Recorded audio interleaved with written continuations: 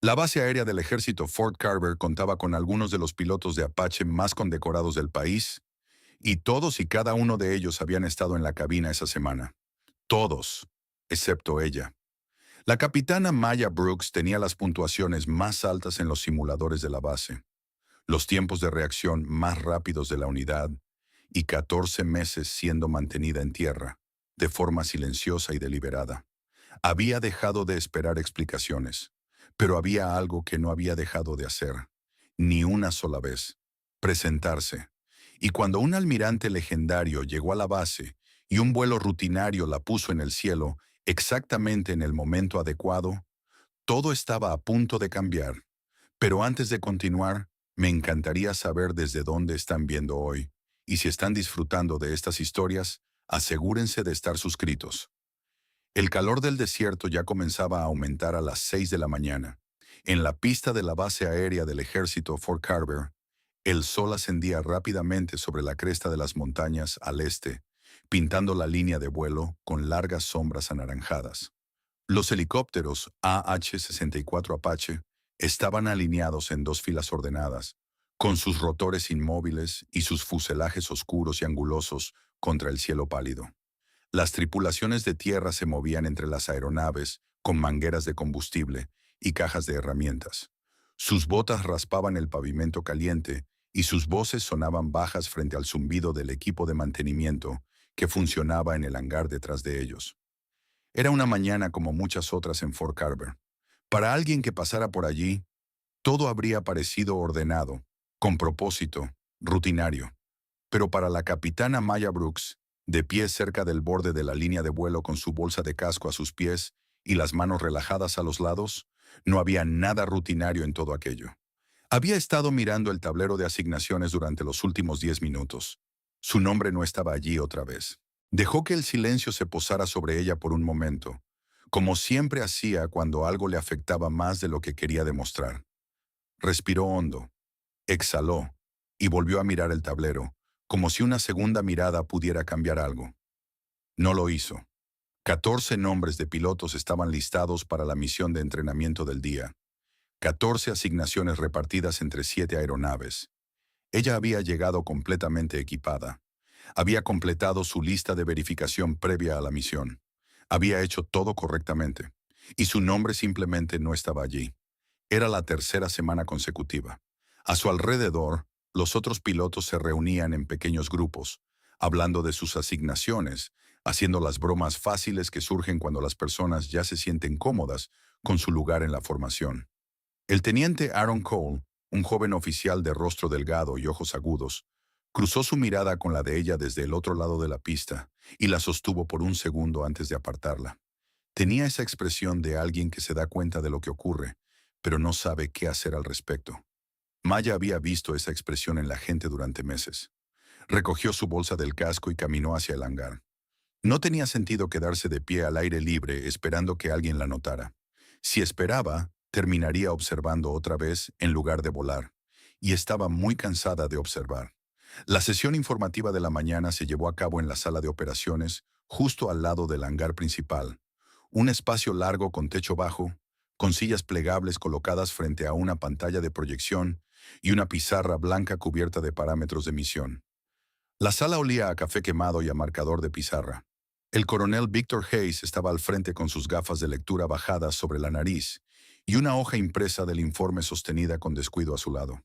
Hayes no era un hombre grande, pero tenía una forma de ocupar el espacio que lo hacía parecer más imponente de lo que realmente era. Había sido comandante de la base en Fort Carver durante 2 años y había ascendido en el ejército de la manera tradicional, lentamente, con cuidado, sin arriesgar nada. Tenía un expediente de servicio impecable y una autoridad natural frente a una sala llena de gente, y utilizaba ambas cosas como si fueran muebles.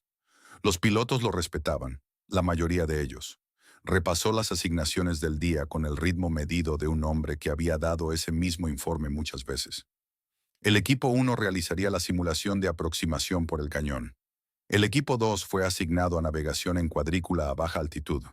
El equipo 3 cubriría el ejercicio en terreno urbano. Leyó los nombres con el mismo tono oficial y plano para cada uno. El nombre de Maya nunca llegó. Ella estaba sentada en la tercera fila y mantuvo el rostro inmóvil. No había ningún error administrativo. Había revisado su estado 2 veces esa mañana y estaba completamente certificada, completamente al día y completamente disponible. De hecho, era la copiloto más calificada de la base para el perfil de misión principal del día. Todos en la sala lo sabían también. No era un secreto. Era algo más cercano a un silencio compartido, del tipo que ocurre cuando un grupo de personas se pone de acuerdo, sin decirlo nunca en voz alta, para fingir que algo evidente no está ocurriendo. Hayes terminó de leer, levantó la vista y preguntó si había preguntas. Nadie dijo nada. Los pilotos empezaron a recoger su equipo, a hablar entre ellos y a dirigirse hacia la puerta. Maya se levantó, se acomodó, metió su libreta bajo el brazo y salió con ellos. Erin Cole la alcanzó cerca de la puerta de salida. «Oye», dijo, manteniendo la voz baja, aunque los pilotos cercanos ya se estaban alejando. «¿Viste la lista?» «La vi», dijo Maya. «Es la tercera vez este mes». Él se colocó a su lado mientras avanzaban por el pasillo hacia la sala de equipo de vuelo. «No lo entiendo. Tus puntuaciones en el simulador son las más altas de la unidad. Tus horas de vuelo en el Apache son... Sé cuáles son mis puntuaciones», dijo ella en voz baja. Cole guardó silencio por un momento. Tenía 27 años, 5 menos que Maya, y había pasado por la escuela de vuelo con ese tipo de talento natural que hace que los instructores presten atención. Había llegado a Fort Carver 8 meses antes, recién salido de una rotación de despliegue, y le había tomado unas 3 semanas darse cuenta de que algo no encajaba en la forma en que la unidad trataba a la capitana Brooks. «No es solo Hayes», dijo finalmente. «Shaw ha estado hablando con la gente». Maya siguió caminando. «Eso también lo sé. Le dijo al capitán Decker que te bloqueas bajo presión». «Lo escuché de segunda mano». Cole negó con la cabeza. «No está bien». «No», aceptó ella. «No lo está». Se detuvo en la puerta de la sala de equipo y lo miró directamente. «Pero hablar de lo que no está bien no cambia la lista, ¿verdad?» Él no tuvo respuesta para eso. Ella entró. El comandante Derek Shaw era el tipo de piloto que se aseguraba de que supieras que era piloto. Llevaba su reputación como si fuera un segundo uniforme. Los 2 despliegues en combate, la condecoración por la extracción a baja altitud en Kandahar, las historias que circulaban de una manera que nunca parecía del todo presumida. Era alto, de hombros anchos, y se movía con comodidad en las salas, como lo hacen las personas que han pasado toda su carrera siendo el centro de atención. Había sido el Top Gun, no oficial de Fort Carver, durante la mayor parte de los últimos 18 meses, y hacía tiempo que se había acostumbrado a eso. Maya Brooks había llegado a la base 14 meses antes, y algo en su presencia se le había metido bajo la piel de una forma que no podía explicar del todo, y que desde luego no admitiría. Sus resultados en el simulador eran mejores que los suyos. Su conocimiento técnico de los sistemas del Apache era mejor que el de la mayoría de los jefes de tripulación. Era silenciosa de una manera que lo incomodaba. No un silencio deferente, sino un silencio autosuficiente. Del tipo que no necesita nada de la habitación en la que está. Había empezado con cosas pequeñas, un comentario aquí, una ceja escéptica allá. Cuando el patrón quedó establecido, ya se había convertido en parte del ruido de fondo en Fort Carver. Maya Brooks era buena sobre el papel, pero Derek Shaw era el auténtico. La mayoría de la gente aceptaba eso como aceptaba muchas cosas, sin mirar demasiado de cerca las pruebas. Esa mañana, después del briefing, estaba cerca del vestuario con el capitán Nate Fulton, uno de los otros pilotos veteranos, y mantenía la voz lo suficientemente alta como para que se oyera. «¿Quieres saber cuál es el problema con las puntuaciones de los simuladores?», dijo poniéndose los guantes de vuelo, dedo por dedo. «No tienen en cuenta el instinto. No tienen en cuenta la decisión que se toma en una fracción de segundo y que mantiene un avión en el aire cuando todo sale mal». Lanzó una mirada hacia el pasillo por el que Maya había pasado. Algunas personas pueden entrenarse para la parte mecánica. Las misiones de combate de élite requieren otro nivel. Esa es simplemente la realidad. Fulton asintió de esa manera vaga de alguien que, en general, está de acuerdo y no quiere tener una conversación al respecto. Shaw terminó de ponerse los guantes y caminó hacia la línea de vuelo. No dijo el nombre de Maya. No lo necesitaba. La mañana pasó sin que Maya despegara. Alrededor de las 11 encontró al sargento Luis Ortega en la tercera bahía del hangar principal, agachado bajo el morro de un Apache, con una tableta de diagnóstico en la mano y una expresión de concentración constante en el rostro. Ortega tenía 41 años y llevaba manteniendo AH-64 desde los 22. Era compacto y tranquilo, de esa manera en que suelen serlo las personas realmente habilidosas. Todo lo que hacía parecía haberlo hecho 1000 veces antes, porque en su mayoría así era. Otros 3 mecánicos habían estado rodeando el mismo helicóptero durante casi toda la mañana, intentando localizar una falla en el conjunto de sensores de puntería que estaba generando códigos de error intermitentes. Habían revisado los arneses de cables, reemplazado un módulo de unión, ejecutado 3 ciclos de diagnóstico, y aún así no habían encontrado el origen del problema. Maya se agachó junto a Ortega y miró la pantalla de la tableta. Fallo de integración, FLIR, dijo. Pero el FLIR en sí está limpio. Eso es exactamente a lo que sigo volviendo, respondió Ortega. Maya guardó silencio un momento, estudiando el patrón de los códigos de error. ¿Alguien retiró la placa del multiplexor en el bus secundario de puntería? Si la placa está bien asentada, pero los pines de contacto tienen oxidación superficial, dará exactamente este código, sin mostrar una falla clara de hardware. Ortega la miró. Luego metió la mano en el panel de acceso y sacó la placa. La levantó hacia la luz. Los pines de contacto a lo largo del borde izquierdo tenían un tenue tono gris pálido de oxidación ligera, apenas visible sin buena iluminación. Volvió a mirarla. 3 mecánicos, dijo. 2 horas. Es fácil pasarlo por alto, respondió ella. No lo decía por generosidad, solo estaba siendo precisa. Ortega limpió los pines, volvió a colocar la placa y ejecutó nuevamente el ciclo de diagnóstico. El código de error había desaparecido. Se sentó sobre los talones y la observó un momento antes de hablar. Te diré algo, dijo manteniendo la voz lo suficientemente baja como para que no se escuchara más allá del espacio inmediato. Cada mecánico en esta línea de vuelo sabe exactamente qué clase de piloto eres. Los que trabajamos en estas aeronaves vemos los datos, vemos los informes posteriores al vuelo, vemos los números. Dejó la tableta en el suelo a su lado. Pero así es como funciona esta estructura de mando. Las personas que más saben no siempre son las que pueden decir algo. Maya asintió lentamente. Lo sé. No está bien. No, dijo ella. No lo está. Le devolvió la llave dinamométrica y se levantó. Ortega la vio caminar hacia el extremo opuesto del hangar y negó con la cabeza en silencio antes de volver a su trabajo. Al caer la tarde, los vuelos de entrenamiento del día habían terminado y el salón de oficiales se estaba llenando con el ruido bajo y cómodo de la multitud después del vuelo. Trajes de vuelo abiertos hasta la cintura, botas apoyadas en el suelo, el televisor en la esquina mostrando un canal de noticias que en realidad nadie estaba viendo. El ambiente estaba relajado, como siempre ocurre después de un buen día de vuelo. Un poco suelto, un poco autocomplaciente.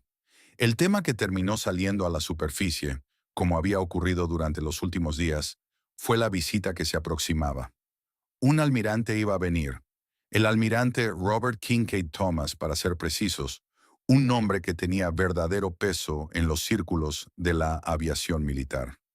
Había volado misiones de combate en 2 décadas diferentes. Había comandado unidades de aviación naval en múltiples teatros de operaciones y tenía entre los pilotos la reputación de ser alguien capaz de observar una sola aproximación y aterrizaje y decirte más sobre el piloto que la propia hoja de evaluación del piloto. Era conocido por atravesar cualquier presentación que el comando de base hubiera preparado para él e ir directamente al cuadro operativo real. A los comandantes no les gustaban las visitas del almirante Kincaid. Como regla general, los pilotos excepcionales solían sentir lo contrario. Llegaba en 3 días. Maya estaba sentada en el rincón más alejado de la sala de descanso, con una taza de café y un manual técnico abierto sobre la mesa frente a ella.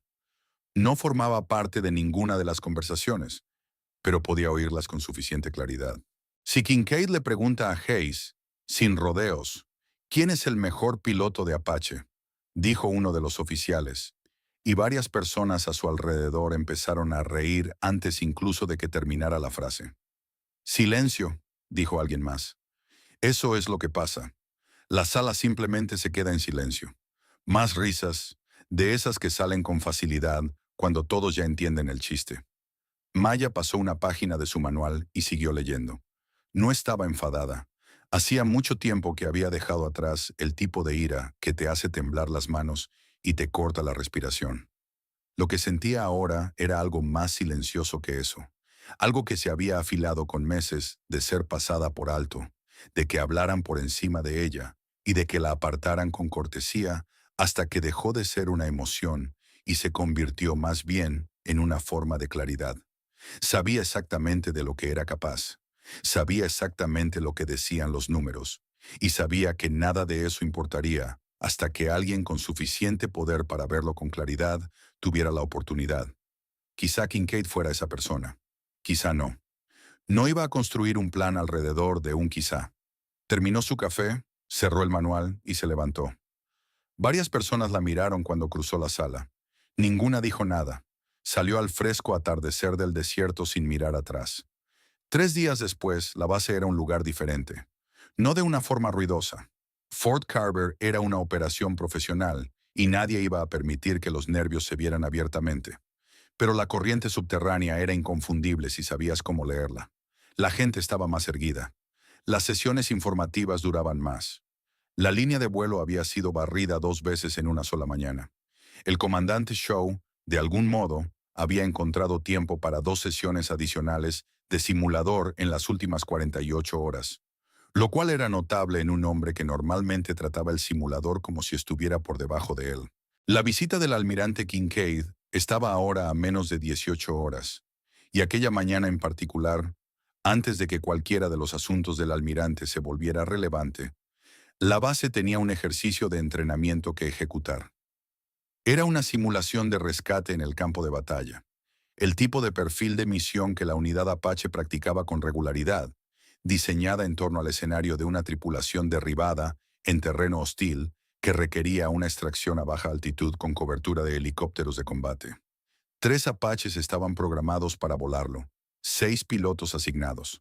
Era un ejercicio de alta visibilidad incluso en circunstancias normales, y con la llegada de Kincaid a la mañana siguiente, tenía la atención de todos los oficiales superiores de la base. 40 minutos antes del despegue programado, el capitán Travis Webb entró en la enfermería y no volvió a salir por su propio pie. Webb era uno de los copilotos asignados. Aquella mañana se había despertado con lo que resultó ser un fuerte dolor abdominal. El personal médico pronto empezó a sospechar de una posible apendicitis. Lo pusieron en una camilla y comenzaron la evaluación. Y ese fue el final de la mañana del capitán Webb, lo que significaba que había un asiento vacío en el Apache del teniente Aaron Cole 28 minutos antes del despegue. El coronel Hayes recibió la noticia con esa particular forma de desagrado controlado que reservaba para los problemas que interrumpían cosas que él ya había aprobado. Permaneció de pie en su oficina mientras el oficial de servicio le transmitía la actualización y no dijo nada durante un largo momento. Luego pidió una lista de pilotos certificados en reserva. El oficial de servicio leyó la lista. Era corta. 2 pilotos ya estaban desplegados en otra tarea en el polígono del sur. Uno acababa de terminar una rotación de servicio de 20 horas y legalmente no estaba disponible. Otro estaba en medio de una recertificación médica obligatoria. Y la capitana Maya Brooks estaba completamente disponible, totalmente vigente y certificada en la configuración específica del Apache asignado al equipo de Cole. La variante Block 3 con el sistema de sensores mejorado, para la cual no todos los pilotos de la base habían completado el entrenamiento de calificación. Hayes se sentó detrás de su escritorio, miró el techo por un momento. Ella se queda en el asiento de copiloto del CO, dijo finalmente, como si estuviera negociando términos. La aeronave de Cole. Cole lidera. Ella sigue sus instrucciones. Miró al oficial de servicio. Y esto es puramente logístico. No está demostrando nada. Está ocupando una plaza. El oficial de servicio asintió y fue a buscar a la capitana Brooks. Maya recibió la noticia en el depósito de equipo de vuelo, donde estaba devolviendo unos auriculares para calibración. El oficial de servicio se lo comunicó de manera seca e impersonal, como alguien que transmite información sin añadir comentarios, y ella escuchó sin interrumpir. Un puesto en el Apache de Cole. 23 minutos para el despegue. Ve a buscar tu equipo. Fue a buscar su equipo. Cuando llegó, Cole la esperaba junto al helicóptero, haciendo la inspección final alrededor de la aeronave. Levantó la vista al verla acercarse, y algo en su expresión se relajó casi imperceptiblemente, como si una pequeña tensión se hubiera liberado. Me alegra que te hayan llamado, dijo. Me alegra haber estado en reserva, respondió ella. Dejó su bolsa del casco junto al morro de la aeronave y comenzó su propia inspección desde el lado opuesto, pasando las manos a lo largo del fuselaje, revisando la cabeza del rotor, probando el pivote del rotor de cola. Rutina. Memoria muscular. ¿Estás familiarizada con la configuración de sensores del Block 3? Preguntó Cole. Completé la calificación hace 4 meses, dijo ella. Antes que la mayor parte del escuadrón, ¿verdad? Él asintió. Entonces probablemente la conozcas mejor que yo. Ella no respondió a eso. Subió al asiento delantero de copiloto, inició la secuencia de arranque y siguió su lista de verificación con el ritmo constante de alguien que lo ha hecho tantas veces que ya no requiere pensar. No porque estuviera apurada, sino porque sus manos y sus ojos conocían la aeronave de la misma manera en que conoces un idioma con el que creciste. Detrás de ellos, los otros 2 Apache de la misión también estaban iniciando sus propios procedimientos. Todo el proceso tomó 11 minutos, lo cual era un buen tiempo para una formación de 3 aeronaves con un cronograma ajustado. A T-4 minutos, el coronel Hayes apareció al borde de la línea de vuelo y observó las aeronaves sin acercarse. A T-2, el sargento Ortega pasó junto al Apache de Cole y le dio una rápida palmada al morro con la mano abierta. Su versión de desear buena suerte, lo mismo que hacía cada vez que Maya volaba. Los rotores alcanzaron velocidad y los 3 Apache despegaron juntos hacia el pálido cielo matutino del desierto. El polígono de entrenamiento ocupaba una franja de desierto elevado a unas 30 millas al noroeste de la base. Una mezcla de cañones, matorrales bajos y ese tipo de terreno de crestas abruptas que hacía que volar un Apache fuera realmente técnico.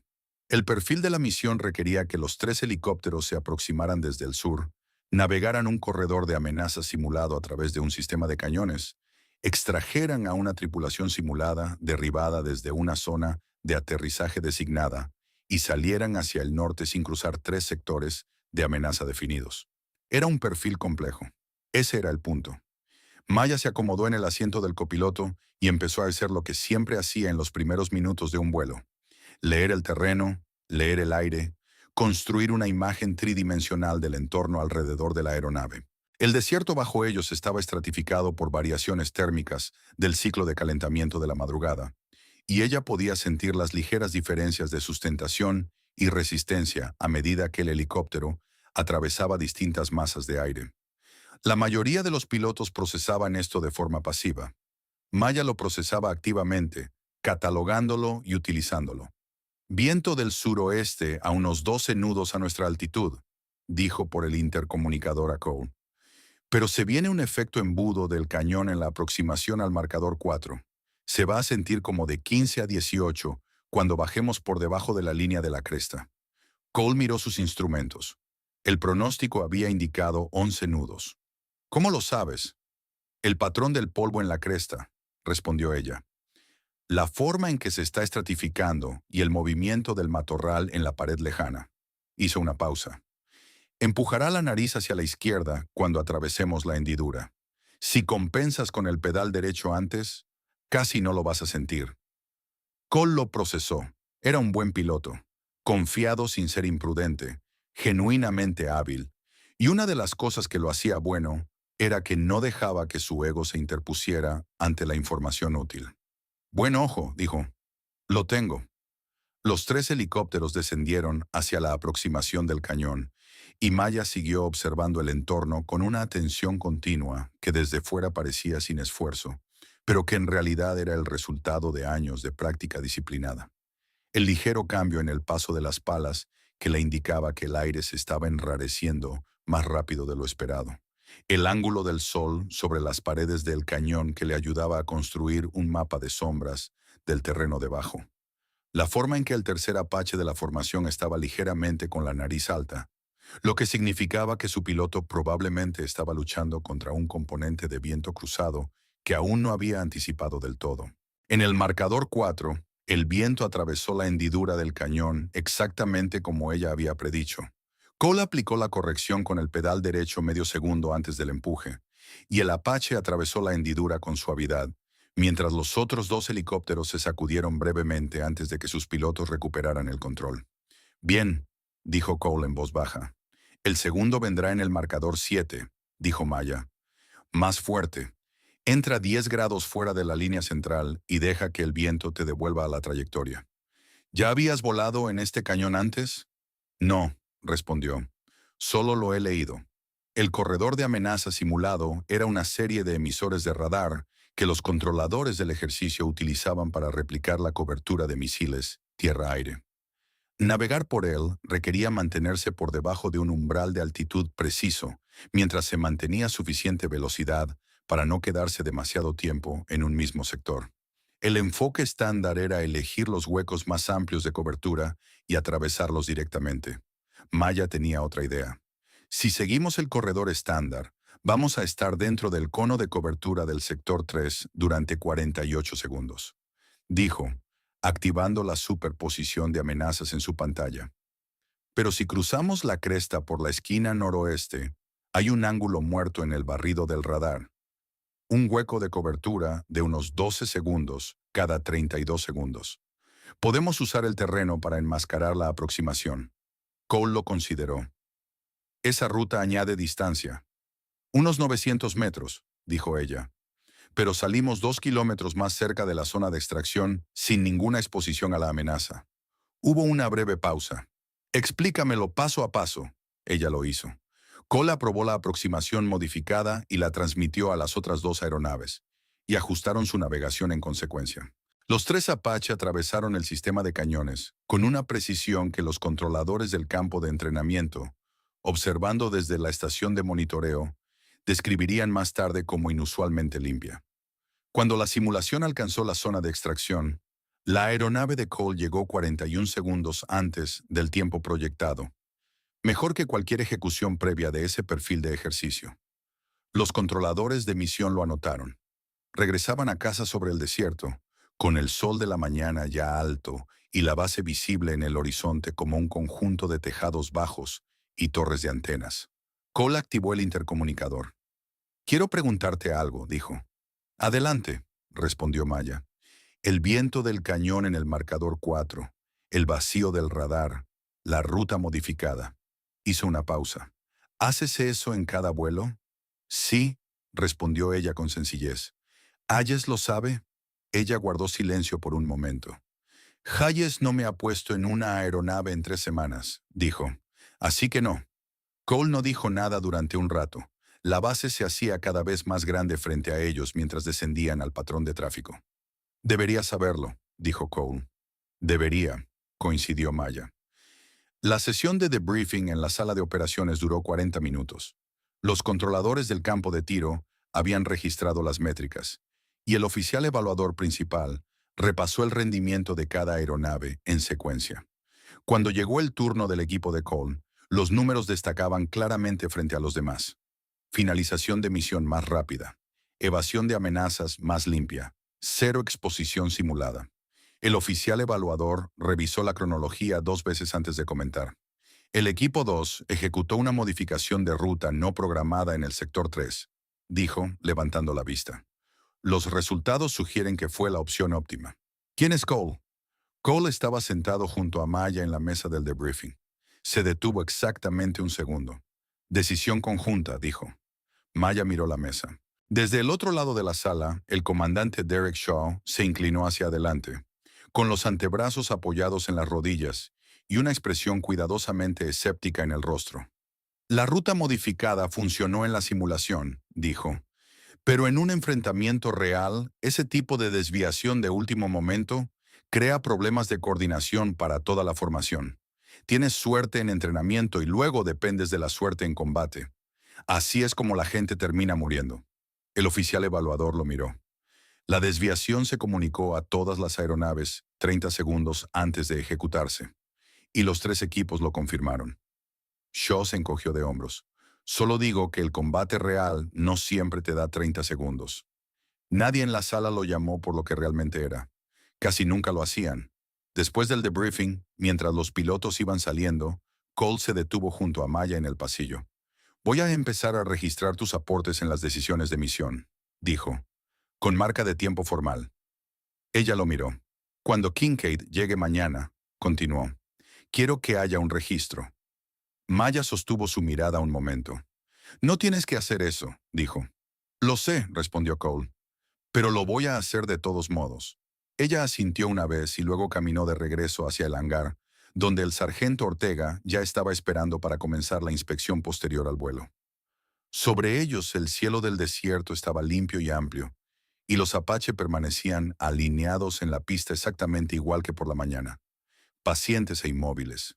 Y en algún punto de la cadena de acontecimientos que acababa de comenzar silenciosamente, algo había cambiado. Pequeño, casi invisible, pero real.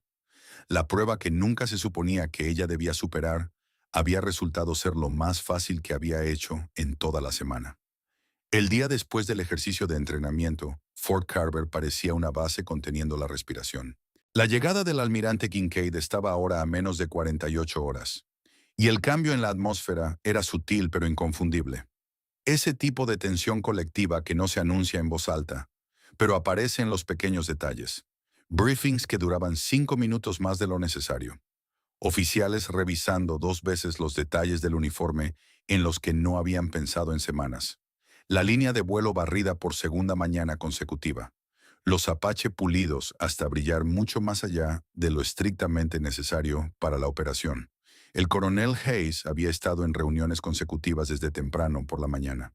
La puerta de su oficina permanecía cerrada la mayor parte del tiempo, y el pequeño grupo de oficiales superiores que entraban y salían tenía la expresión concentrada de personas ensayando una historia que querían contar bien. Maya observaba todo desde la distancia y no decía nada. Tenía su propio trabajo que hacer. La preparación para la visita de Kincaid incluía una secuencia formal de demostración. Una selección cuidadosamente elegida de pilotos de la unidad que ejecutarían perfiles de vuelo específicos que Hayes había escogido personalmente para mostrar las capacidades de la base. Era el tipo de presentación que todos los comandantes de base organizan cuando se acerca una evaluación importante. Controlada, pulida y cuidadosamente editada para mostrar la mejor versión posible de lo que la unidad podía hacer. Hayes había pasado gran parte de la noche anterior seleccionando la lista de pilotos para la demostración. El nombre de Maya no estaba en ella. Se enteró de la misma manera en que se enteraba de la mayoría de las cosas en Fort Carver. No a través de ningún canal oficial, sino por la corriente informal de información que se movía por la base, como el agua que siempre encuentra su nivel. Un comentario escuchado cerca del puesto de servicio, una mirada intercambiada entre dos oficiales que no sabían que ella estaba lo suficientemente cerca como para oír. Para cuando la lista de la demostración fue publicada en el tablero de operaciones esa mañana, ella ya lo sabía. Durante una hora, sus estadísticas de vuelo superaban a las de casi todos los pilotos de la lista en varias áreas. Tiempo de reacción en entornos de amenaza dinámica, precisión en operaciones de estacionario en espacios confinados, precisión en aproximaciones por instrumentos. Lideraba a toda la unidad por un margen medible. No eran impresiones informales. Eran números, registrados y verificados, guardados en la base de datos de rendimiento de la base para cualquiera que estuviera dispuesto a mirarlos. Hayes los había mirado, simplemente había decidido no usar lo que vio. Aaron Cole fue a la oficina de Hayes a las 10:15 de esa mañana. Había pensado cuidadosamente cómo abordarlo y decidió que el argumento más efectivo no sería uno moral, sino uno práctico. Hayes era un hombre que respondía al riesgo, y Cole había identificado el riesgo específico que quería poner frente a él. Tocó la puerta, le dijeron que entrara y se quedó de pie frente al escritorio con la calma de alguien que ya había decidido que no iba a retroceder. Señor, dijo, quiero señalar una preocupación sobre la lista de la demostración. Hayes levantó la vista de sus papeles con la expresión de un hombre que había estado esperando esa conversación y que ya se había preparado para no dejarse mover por ella. Cole, las métricas de desempeño de la capitana Brooks están entre las más altas de la unidad en todas las categorías registradas, dijo Cole. Si el almirante Kincaid revisa los registros de la base, a los que su equipo ya ha solicitado acceso desde esta mañana, y ve que nuestra piloto con mejor rendimiento no fue incluida en la demostración, eso crea un problema de explicación. Hayes dejó su bolígrafo sobre el escritorio. La lista de la demostración refleja un equilibrio operacional. No es un ejercicio de clasificación. Con respeto, señor, Kincaid tiene la reputación de comparar lo que ve en una demostración con lo que dicen los datos, respondió Cole manteniendo la voz estable. Si esas dos cosas no coinciden, lo notará. Hayes guardó silencio durante un largo momento. Un tipo particular de silencio que indicaba que estaba calculando, no descartando. La capitana Brooks está en reserva durante el periodo de la demostración, dijo finalmente. Si se abre un puesto, estará disponible. No era lo que Cole había pedido, pero tampoco era un no. Reconoció el estrecho margen que había en esa respuesta. Entendido, señor, dijo, y se marchó. El rumor empezó en algún lugar del pasillo de los suboficiales y fue subiendo con la eficiencia con la que siempre se mueve el chisme en una base cuando la historia es lo suficientemente interesante. La versión que llegó al sargento Ortega, a través del especialista Arnell Webb, en el hangar de mantenimiento, quien la había oído de un empleado de suministros, que aparentemente la había oído de alguien que conocía a alguien, decía que Maya Brooks una vez había fracasado en un ejercicio crítico de entrenamiento 3 años antes, que había fallado una evaluación de navegación nocturna y casi había causado un incidente aéreo. Ortega estaba sosteniendo una llave inglesa cuando lo escuchó. La dejó con mucho cuidado sobre el banco de trabajo. Conocía la historia a la que se referían. La conocía porque había estado allí. No en la aeronave, sino en la base cuando ocurrió, como parte del equipo de mantenimiento en espera durante ese periodo de evaluación. El registro real mostraba algo muy diferente de la versión que ahora estaba circulando. Durante un ejercicio particularmente brutal de navegación nocturna en Fort Drum, se había producido un accidente de entrenamiento cuando los instrumentos de otro piloto fallaron durante una aproximación a baja altitud. Maya estaba pilotando la aeronave de persecución. Identificó la emergencia en desarrollo antes que la torre, entró en la radio y guió a la aeronave en problemas a través de una aproximación manual de recuperación. El piloto aterrizó de forma segura. El ejercicio fue pausado y finalmente marcado como incompleto para todo el grupo, incluida Maya, porque el escenario había quedado comprometido. Ella no había fallado en nada, había salvado a alguien. La historia que ahora circulaba por la base había vaciado completamente ese centro y lo había reemplazado con algo que servía a un propósito completamente distinto. Ortega sacó su teléfono y llamó a Cole. Cole no dijo nada durante un largo momento después de que Ortega terminara. ¿Hasta dónde se ha extendido?, preguntó. Lo suficiente, dijo Ortega. Lo escuché de 3 personas distintas antes del almuerzo. El nombre de Shaw sigue apareciendo relacionado con eso. Nadie dice que lo haya empezado directamente, pero lo empezó, dijo Cole. Ortega no discutió. He estado armando un archivo de documentación, continuó Cole. Sus contribuciones a la misión del ejercicio de entrenamiento de ayer, con marcas de tiempo, sus registros de rendimiento de los últimos 6 meses, el análisis del vacío de radar, las rutas de terreno. Registré todo con su nombre antes incluso de que terminara el debriefing. Ortega guardó silencio un momento. ¿Ella sabe que estás haciendo eso? Lo sabe. Bien, dijo Ortega, porque ahora mismo las personas que conocen la verdad son las que realmente trabajan alrededor de aeronaves para ganarse la vida, y nosotros no tenemos oficinas con puertas.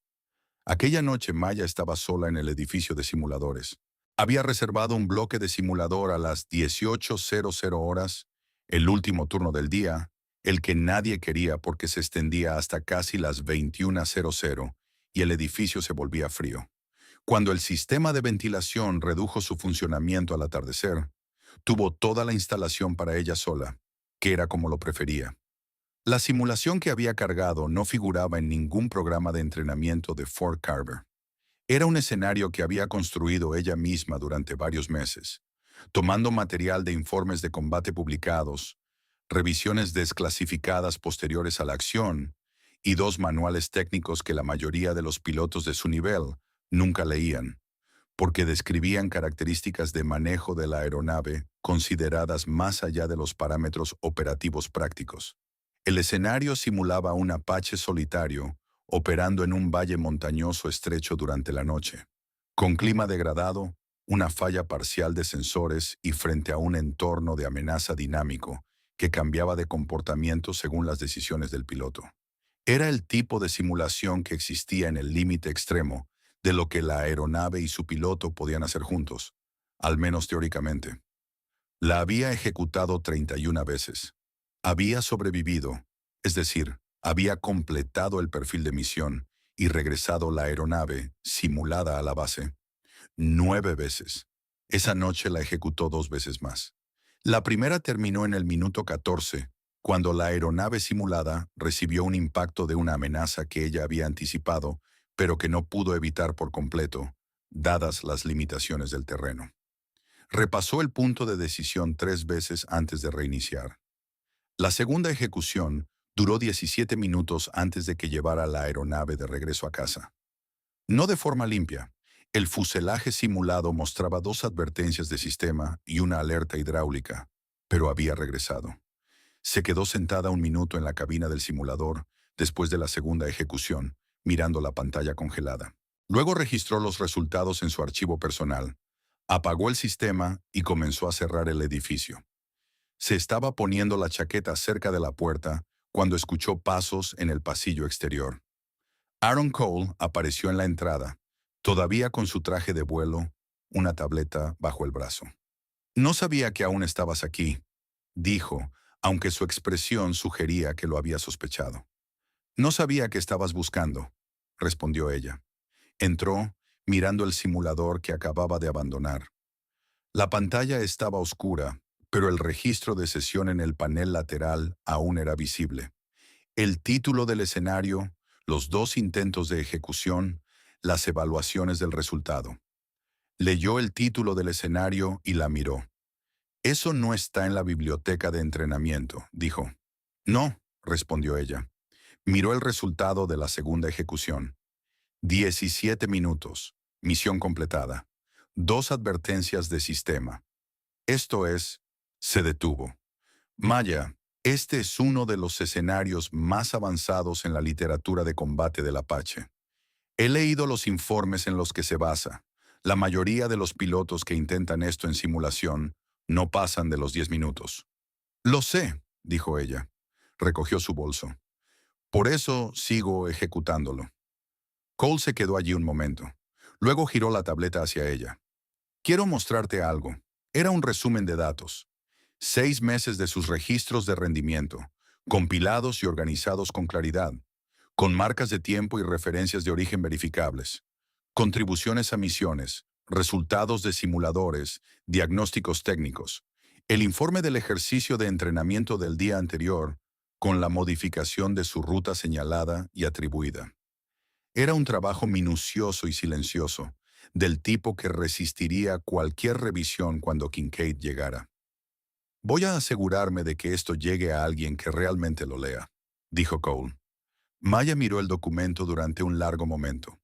Había pasado más de un año en Fort Carver haciendo todo bien, y aún así siendo vista como algo menos de lo que realmente era. El documento en las manos de Cole representaba algo que nunca le habían dado. Un registro que decía la verdad en un lenguaje que las personas con autoridad estaban obligadas a tomar en serio. «Gracias», dijo. Era simple, y lo dijo con sinceridad, sin complicaciones. Cole asintió. Salieron del edificio juntos hacia la fría noche del desierto, y sobre el aeródromo las estrellas brillaban en todo su esplendor, nítidas y claras, como solo ocurre en el aire del desierto alto. lejos de las luces de la ciudad. El avión del almirante Robert Kincaid aterrizó en Fort Carver a las 9 de la mañana siguiente, y la base sintió su llegada antes de oírla. Había algo en la manera en que se movía el personal de tierra que era distinto de la actividad habitual de la mañana. Una ligera precisión adicional, un enderezamiento voluntario de las posturas que nadie había ordenado. El oficial de guardia que estaba apostado en el punto de llegada desde las 7:00 miró su reloj 2 veces en los últimos minutos, antes de que las ruedas tocaran tierra. No porque necesitara saber la hora, sino porque necesitaba hacer algo con las manos. Cuando Kincaid bajó del avión, quedó claro de inmediato por qué tenía la reputación que tenía. Tenía 61 años, y estaba construido como alguien que había pasado toda una carrera siendo comprimido por fuerzas G y que, como resultado, simplemente se había vuelto más denso. Su uniforme era impecable, no en la forma cuidadosamente sobreplanchada de los oficiales que se preparan para una evaluación, sino en la de alguien para quien la presentación correcta era un hábito tan profundamente arraigado que no requería ningún esfuerzo. Cruzó la pista con una zancada larga y tranquila, recorriendo la línea de vuelo con una lenta panorámica de atención que parecía casual, y sin embargo no perdía nada. Le estrechó la mano a Hayes con la eficiencia de un hombre que cumple una formalidad necesaria. Coronel, buena línea de vuelo. Hayes comenzó su discurso de bienvenida preparado. Kincaid escuchó aproximadamente 45 segundos antes de redirigir la conversación.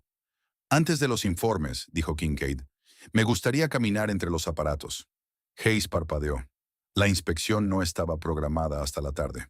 Por supuesto, señor. Puedo... Solo yo y su jefe de mantenimiento, dijo Kincaid. Sin presentaciones. Solo quiero ver cómo están los aparatos de cerca. Hayes no podía oponerse a eso. Hizo un gesto hacia la línea de vuelo y llamó al sargento Ortega.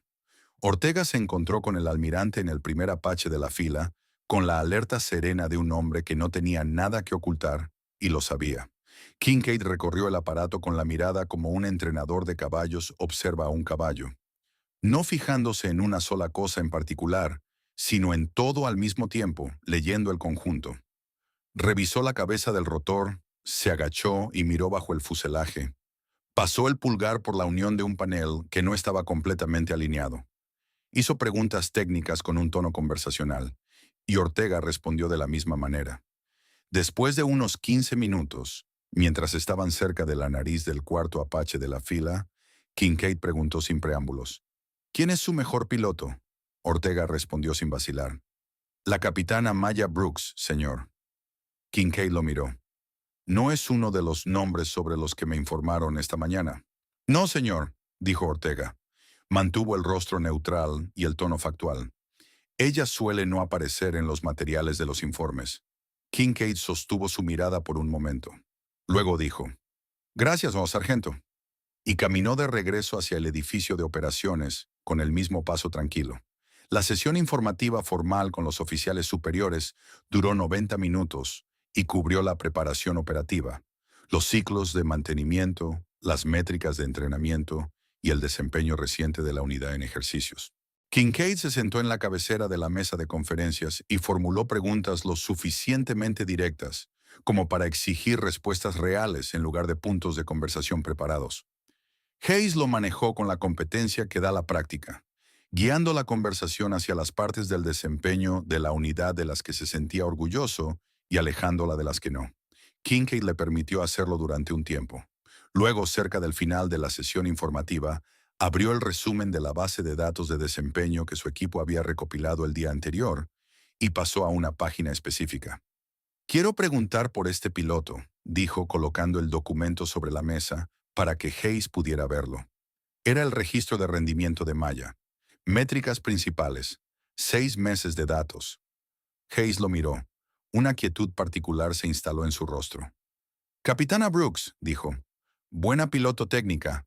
Aún está desarrollando su instinto operativo. Su precisión en aproximaciones instrumentales es la más alta de la unidad por un 4%, dijo Kincaid con el tono de alguien que lee una lista de compras. Su tiempo de reacción ante amenazas dinámicas es 0,2 segundos más rápido que el del siguiente piloto en la clasificación. Sus puntuaciones en escenarios avanzados de simulador son, miró la página, clasificadas como excepcionales en 3 categorías distintas. Levantó la vista. ¿Qué significa aún está desarrollando en ese contexto? La sala había quedado muy silenciosa. Hayes respondió con cuidado. El instinto de combate es algo que se desarrolla en el campo, almirante. Las métricas no siempre capturan el panorama completo. Kincaid repitió en voz baja. Instinto de combate. Dejó el documento sobre la mesa y miró a los oficiales reunidos. He oído esa frase muchas veces en mi carrera. Casi siempre cuando la persona que la usa no puede encontrar una razón mejor para una decisión que ya había tomado. No lo dijo con especial dureza. Lo dijo como quien afirma algo que simplemente es cierto. Me gustaría observar a la capitana Brooks volar mañana por la mañana. Un ejercicio rutinario, sin escenario especial. Hayes abrió la boca y la cerró. Por supuesto, señor. Al otro lado de la base, la demostración que Hayes había organizado seguía adelante según lo previsto. El comandante Derek Shaw era el centro de todo. Aquella tarde voló 2 perfiles consecutivos. Una carrera a baja altitud siguiendo el terreno y un escenario de enfrentamiento simulado. Y los voló con la confianza pulida de un hombre que actúa para una audiencia que cree que lo observa de cerca. Su técnica era genuinamente buena. Transiciones precisas, entradas limpias en estacionario, ningún movimiento desperdiciado. Había invertido horas extra en el simulador y se notaba. Kincaid observó ambos perfiles desde una posición cercana a la plataforma de observación, ligeramente apartado del resto de los oficiales. Sostenía una taza de café y no dijo casi nada durante toda la duración de los 2 vuelos. Cuando Shaw aterrizó y salió de la cabina, hubo un momento, breve, visible si sabías dónde mirar, en que alzó la vista hacia la plataforma de observación para ver la reacción del almirante. Kincaid ya estaba mirando los datos de vuelo en su tableta. La mandíbula de Shaw se tensó casi imperceptiblemente. Se quitó los guantes y caminó hacia la sala de debriefing. Uno de los oficiales jóvenes que estaba junto a Hayes dijo en voz baja, «Shaw voló bien». Hayes asintió. Siempre lo hace. Lo que ninguno de los dos dijo fue lo que ambos estaban pensando. Que la expresión de Kincaid durante toda la demostración había sido la de un hombre resolviendo un crucigrama, concentrado, sin prisa y no particularmente sorprendido por nada. Esa noche, Cole encontró un momento tranquilo y consiguió que el archivo de datos llegara a la persona adecuada. Había pasado algún tiempo pensando cuál era el canal correcto. Ir directamente a Kincaid estaba por encima de su rango de una manera que podía volverse en su contra. Pero el ayudante de Kincaid, un teniente comandante llamado Paulson, agudo, organizado y claramente la persona que en realidad preparaba todo lo que el almirante revisaba, era accesible si uno tenía algo que realmente mereciera su tiempo. Cole alcanzó a Paulson en el pasillo, fuera de los alojamientos de visitantes, poco después de las 19:00. Fue breve. Tenía 6 meses de datos de rendimiento de vuelo, con marcas de tiempo y verificables, de una piloto que superaba sistemáticamente al resto de la unidad, pero que había sido sistemáticamente excluida de las asignaciones visibles. Él le entregó la tableta con el documento abierto. Paulson leyó la página de resumen en unos 45 segundos. ¿Esta es su documentación?, preguntó. Registros de misión, puntuaciones de simulador, una contribución específica a un ejercicio de hace 2 días, con marcas de tiempo en tiempo real, dijo Cole. Todo es verificable con los registros de la base. Paulson lo miró por un momento. El almirante ya preguntó por este piloto. Cole mantuvo el gesto neutral. Lo sé. Paulson tomó la tableta. Me aseguraré de que la tenga antes de la mañana. Maya no sabía nada de todo esto. Había pasado la noche siguiendo la rutina habitual después del servicio. Recorrido de mantenimiento posterior al turno, revisión de equipo, una comida en el comedor y acostarse temprano porque tenía programado un vuelo de comprobación de sistemas a primera hora de la mañana siguiente. Un vuelo rutinario, nada especial. Había recibido la asignación por el canal normal de programación y la había aceptado de la misma manera que aceptaba todas las asignaciones, sin comentarios, sin ceremonia, con la tranquila determinación de alguien que se presenta y hace el trabajo, independientemente de si alguien está mirando. Puso la alarma a las 5:30, dejó preparado su equipo y se fue a dormir. No sabía que el almirante había solicitado la observación. No sabía del archivo de datos que Cole había puesto delante de su ayudante. No sabía que el sargento Ortega, en una conversación de 30 segundos cerca de la nariz de un apache esa mañana, le había dicho al aviador más poderoso de la sala la verdad sin que se la pidieran. Ella solo sabía que tenía un vuelo por la mañana, y eso era suficiente. La torre de control de Fort Carver tenía una gran ventana de observación en su nivel superior que daba directamente a la pista principal y a toda la extensión de la línea de vuelo. En las primeras horas de la mañana, con el aire del desierto todavía claro, antes de que el calor del día levantara su temblor sobre el asfalto, era el mejor punto de observación de la base.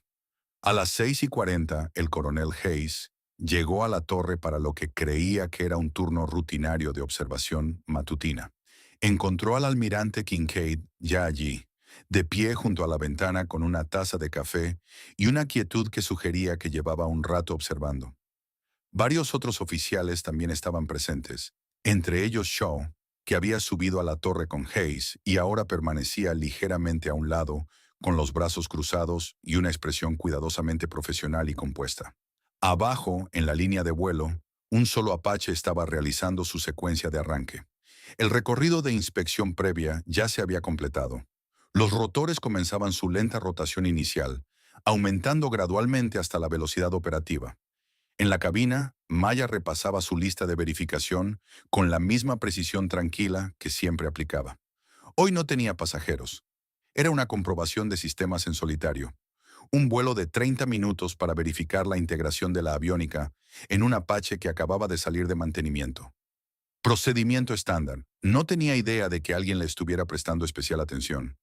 Kincaid observó la secuencia de arranque desde la ventana de observación. No dijo nada. Observó la forma en que la piloto realizaba las comprobaciones previas a la salida, la eficiencia de los movimientos de las manos, la manera en que giraba la cabeza en cada punto de verificación, los pequeños y sutiles ajustes que indicaban a alguien que estaba integrando información de múltiples sistemas simultáneamente, en lugar de simplemente seguir una lista lineal. Dejó su taza de café sobre la mesa. Hayes notó el gesto y sintió que algo cambiaba en la atmósfera de la sala, aunque no habría sabido decir exactamente qué. Abajo, los rotores del Apache alcanzaron la velocidad operativa completa. El sonido se intensificó a través de las ventanas de la torre. La percusión profunda y rítmica de la potencia de un AH-64. Un sonido que se sentía en algún punto bajo la caja torácica cuando estaba cerca de él. El helicóptero comenzó a elevarse. Kincaid se inclinó ligeramente hacia adelante. Veamos de qué es realmente capaz este piloto, dijo en voz baja, sin dirigirse a nadie en particular. El Apache se elevó limpiamente de la pista y la mañana se abrió a su alrededor. El Apache despegó a las 6:52.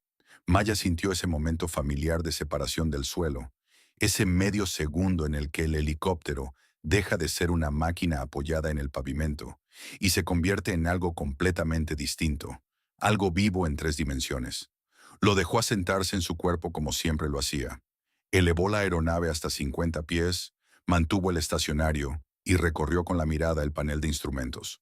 La secuencia que utilizaba desde hacía tanto tiempo ya no era una costumbre, sino un reflejo.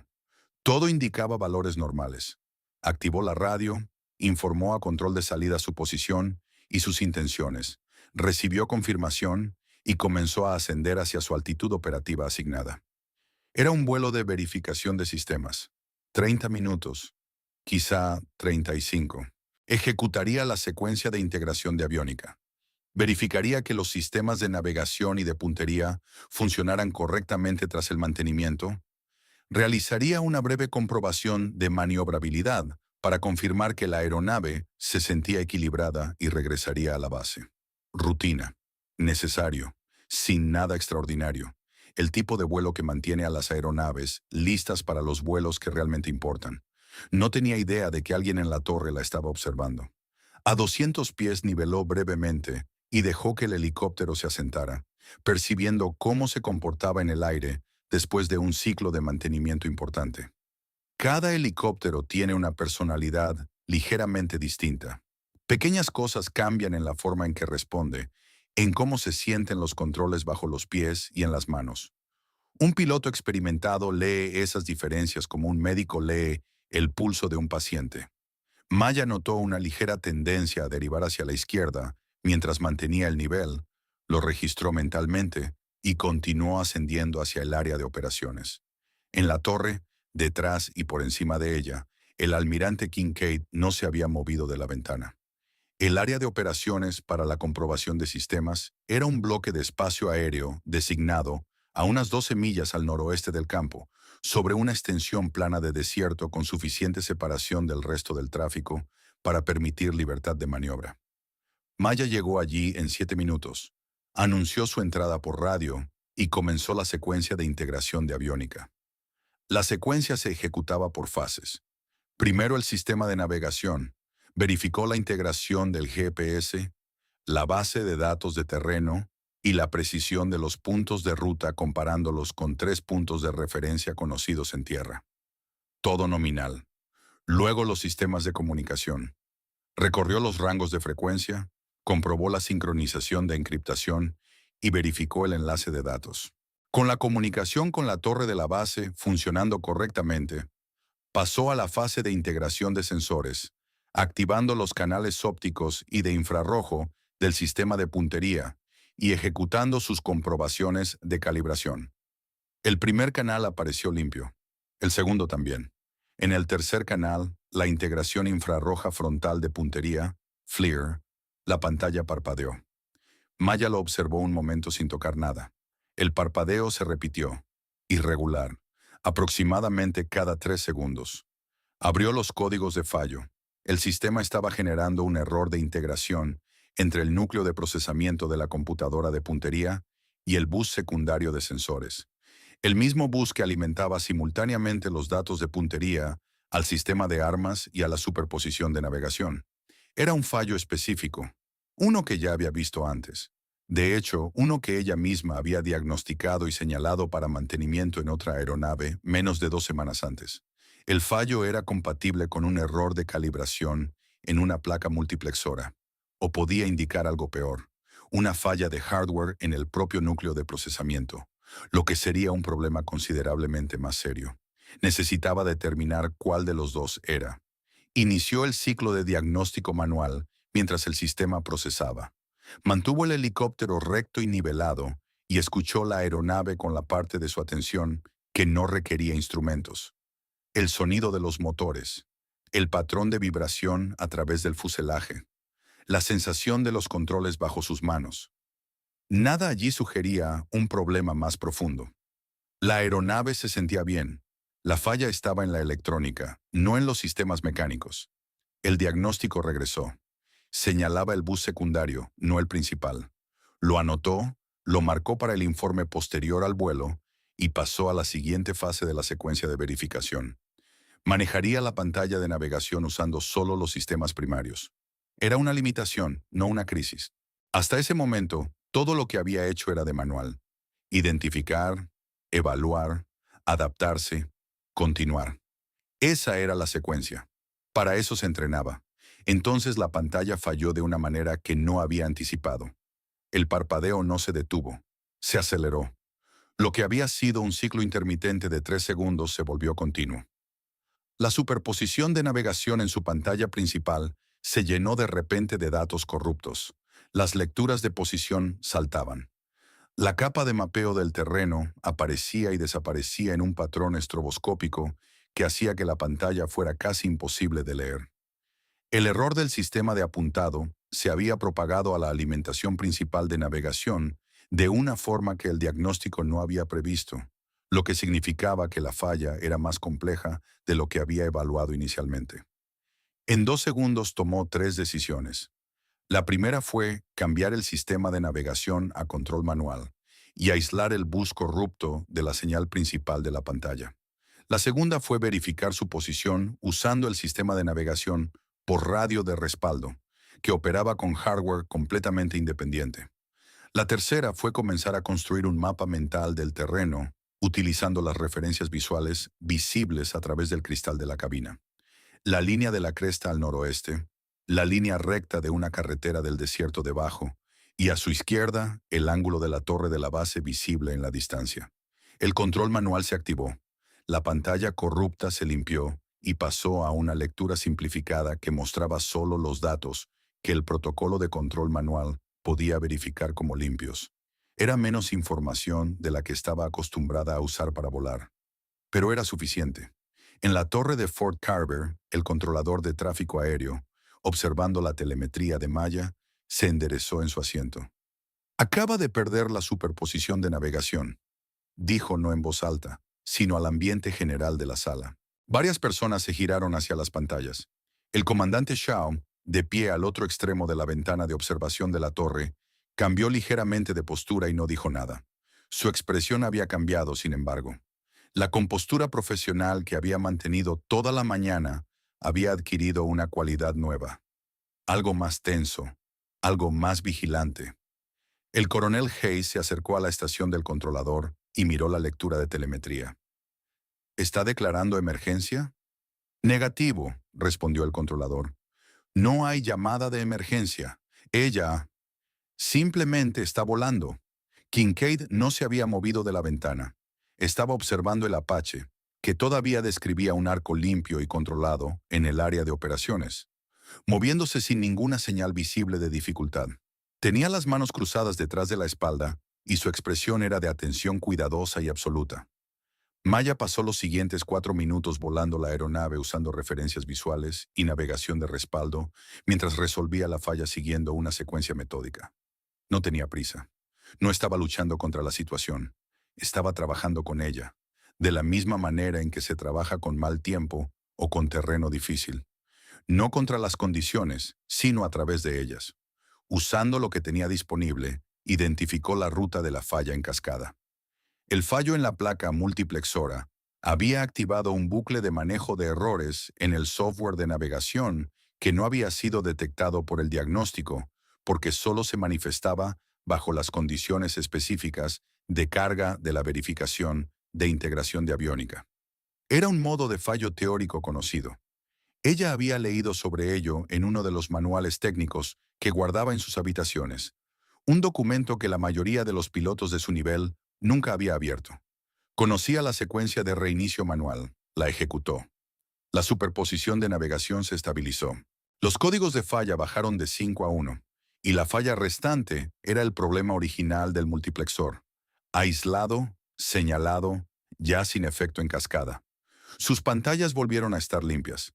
Mantuvo el vuelo estacionario durante 15 segundos y recorrió con la mirada cada instrumento del panel, de arriba a abajo, de izquierda a derecha, como se hace después de resolver una falla antes de hacer cualquier otra cosa.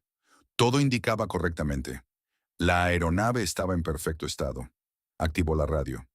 Aquí Brooks. Hubo una falla del sistema de navegación durante la secuencia de verificación, aislada y resuelta mediante anulación manual y protocolo de reinicio. Todos los sistemas nominales ahora, continuando la secuencia de verificación, a menos que quieran que regrese antes. En la torre, el controlador miró la telemetría. Todo estaba limpio. Miró a Hayes. Hayes estaba mirando la pantalla con la expresión de un hombre que acababa de ver algo que no terminaba de comprender. Su decisión, señor, dijo el controlador. Dígale que continúe, respondió Hayes.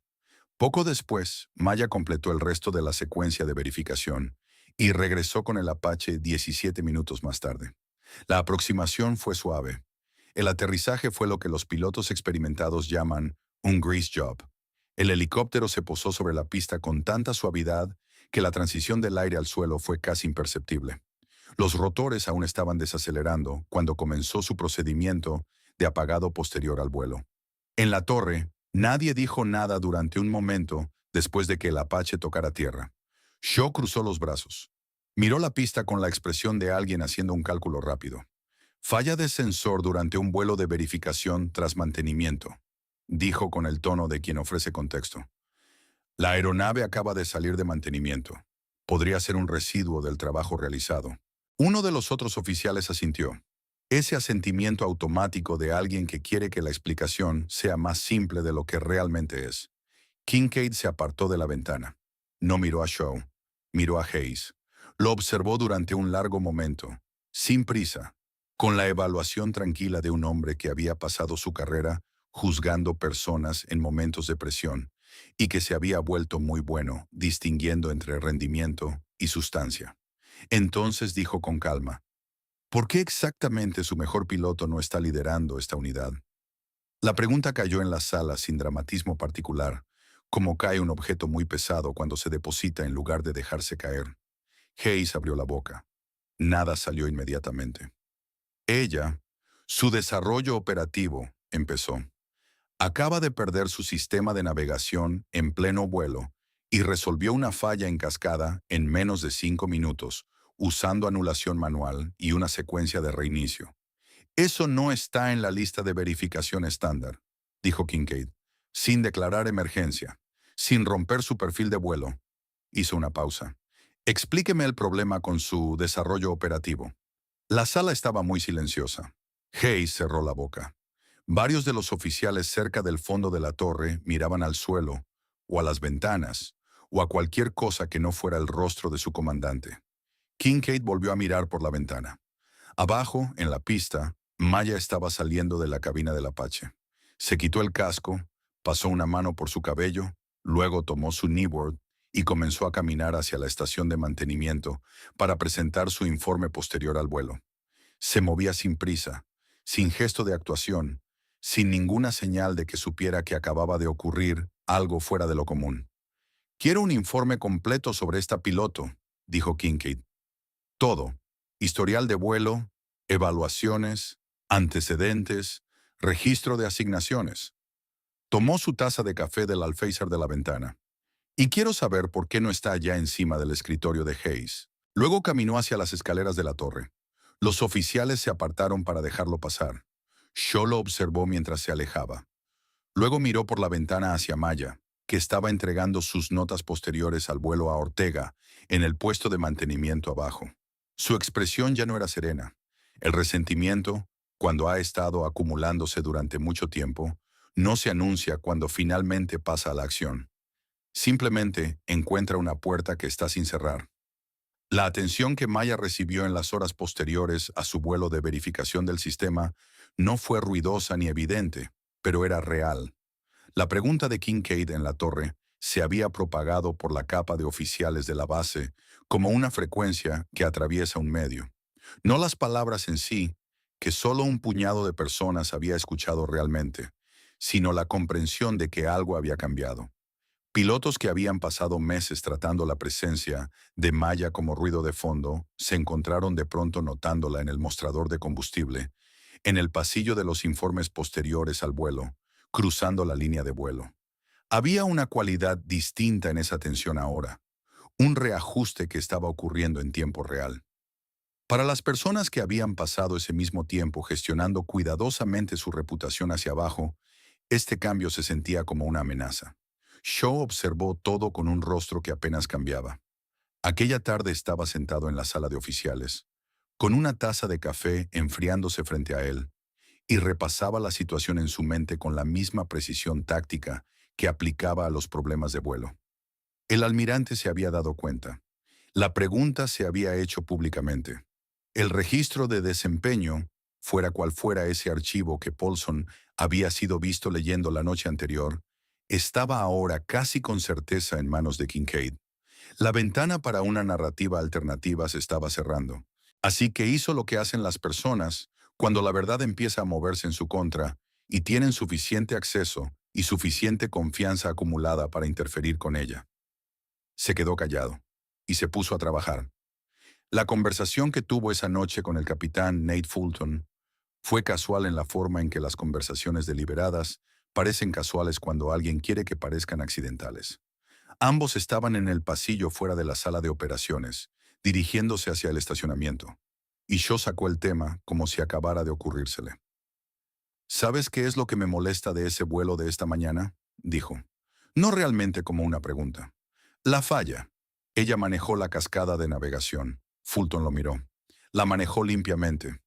«Sí», aceptó Shaw. «Pero aquí está la cuestión. Ese aparato salió de un ciclo completo de mantenimiento ayer. Una falla en cascada en la integración de navegación No aparece simplemente después de un ciclo completo de mantenimiento. Hizo una pausa lo suficiente.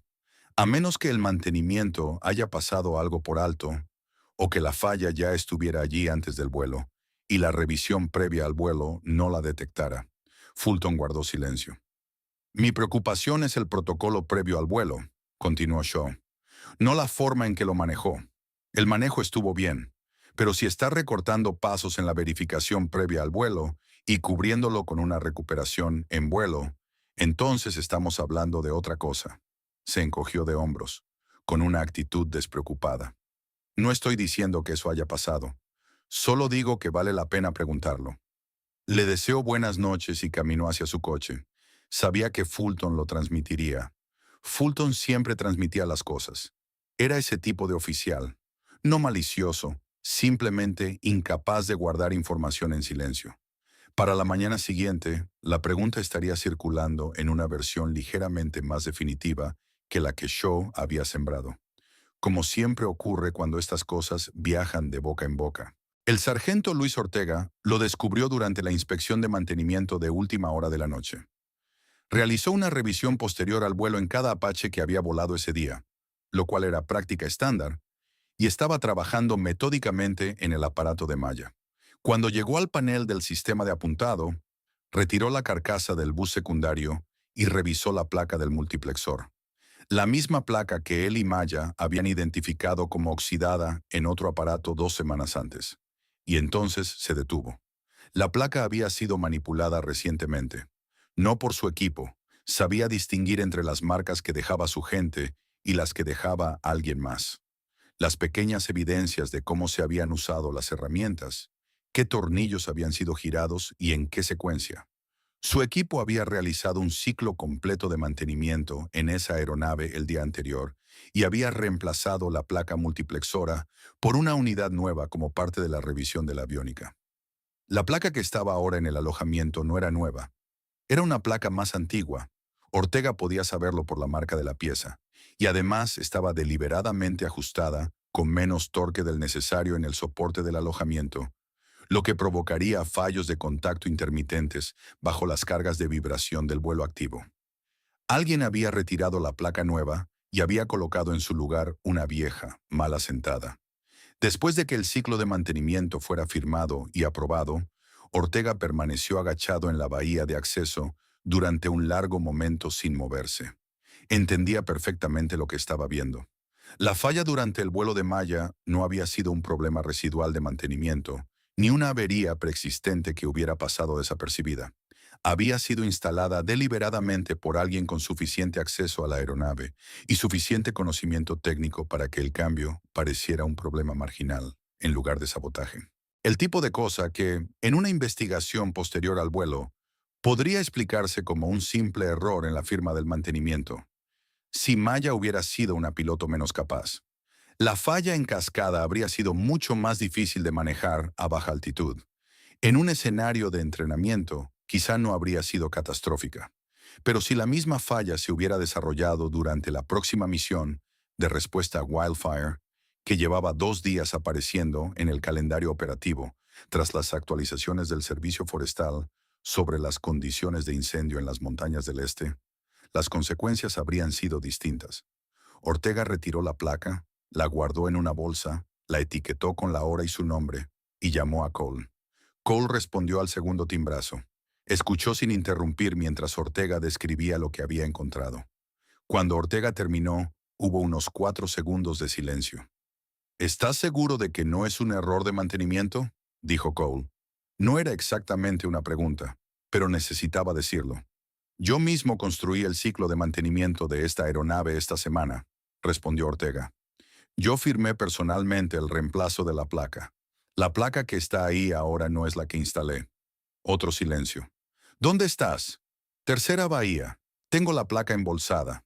No la vuelvas a poner, dijo Cole. Y todavía no se lo digas a nadie más. Voy para allá. Llegó en 6 minutos.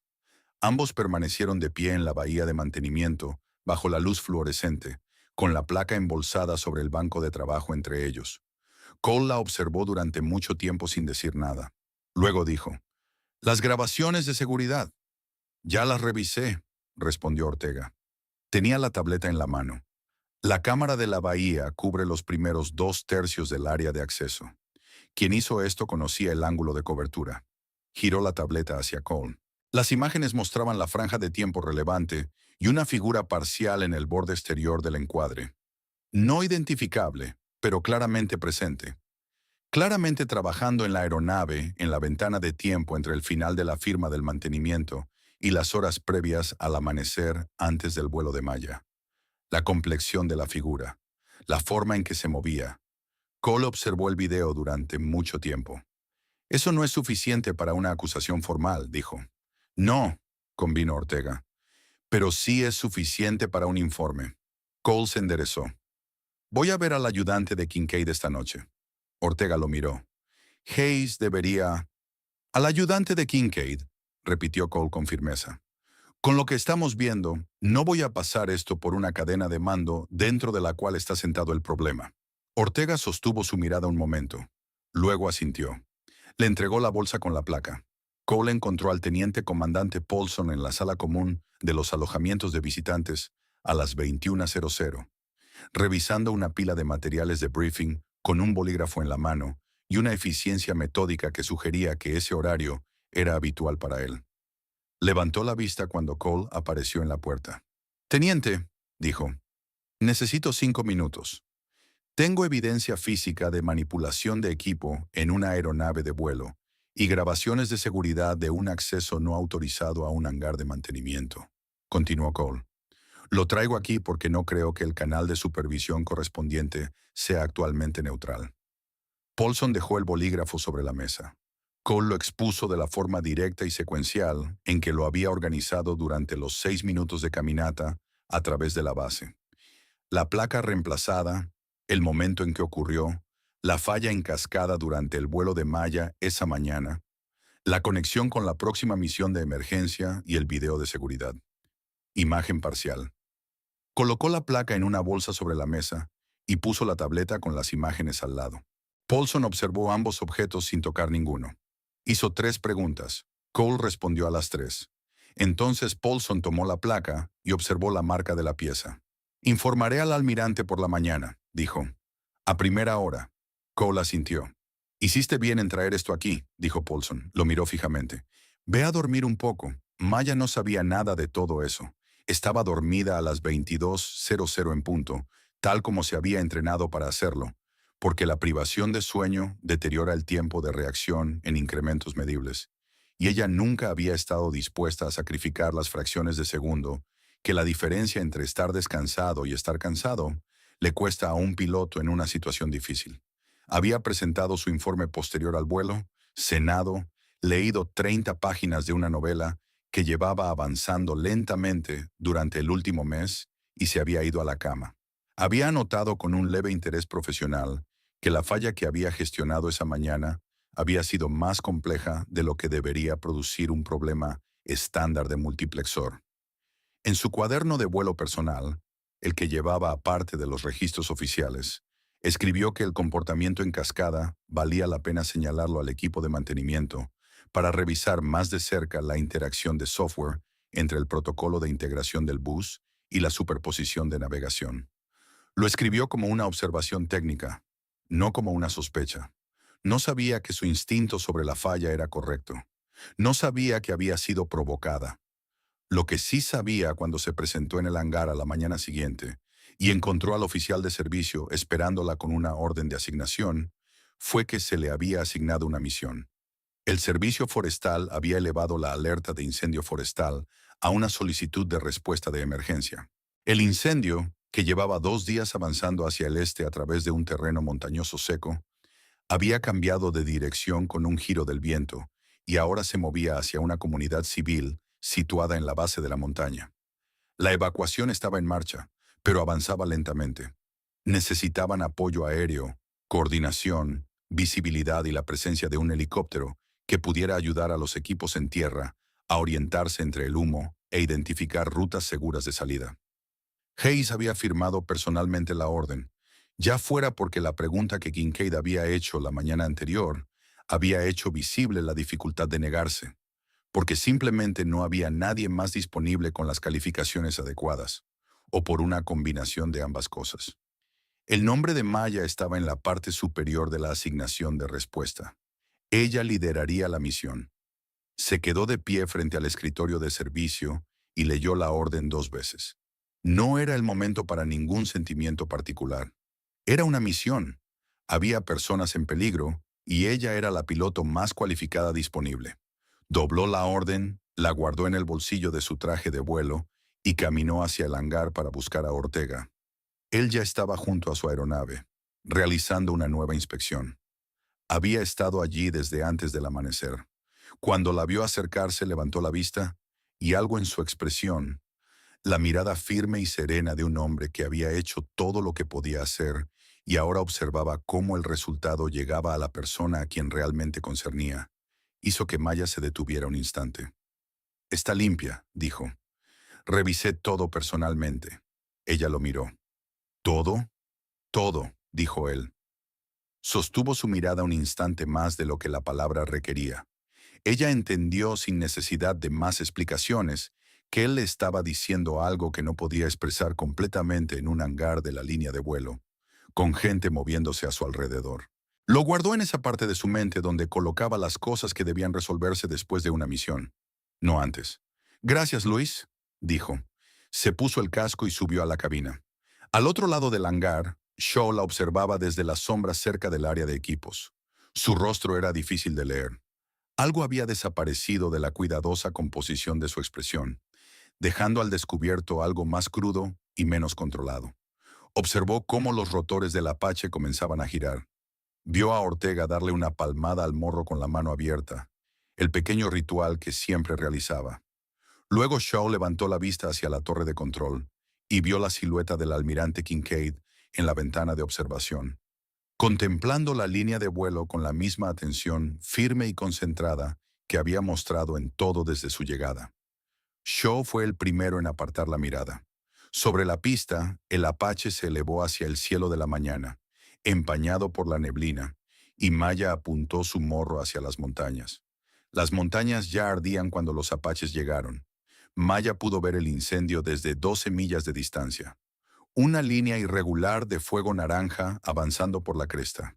Columnas de humo elevándose en torres densas y oscuras que se inclinaban hacia el este con los vientos de altura, antes de expandirse en una neblina marrón que devoraba el cielo sobre el valle. Desde arriba parecía casi organizado, casi controlable. Sabía por el briefing que no era ninguna de las dos cosas. El viento había cambiado de dirección 2 veces en las últimas 6 horas, y el fuego lo había seguido en ambas ocasiones, avanzando hacia direcciones que las brigadas en tierra no habían previsto. Una comunidad civil de unas 400 personas se encontraba en la base de la ladera oriental, y el convoy de evacuación avanzaba demasiado lento por una única carretera de montaña a la que el humo ya comenzaba a alcanzar. Activó la radio. «Archer Flight, aquí Archer 1. Estamos a 8 millas del área de operaciones. Cierren la formación y desciendan a 500 pies. Las columnas de humo van a romper nuestra separación visual por encima de 1000. 2 confirmaciones llegaron por radio. Los otros Apaches se acercaron dentro de la formación y los 3 helicópteros descendieron juntos hacia el espacio aéreo inferior, donde el humo empezó a alcanzarlos en dedos flotantes. Aún no era lo suficientemente denso como para cortar la visibilidad por completo, pero bastaba para teñir el aire de marrón en los bordes y hacer que el terreno debajo pareciera borrarse lentamente. Maya analizó el paisaje mientras se aproximaban. La cara oriental de la montaña descendía en una serie de crestas escalonadas, cada una separada por un valle estrecho que el fuego estaba utilizando como canal. El humo era más denso en esos canales, empujado por el mismo viento encauzado por el terreno que había hecho el incendio tan difícil de prever.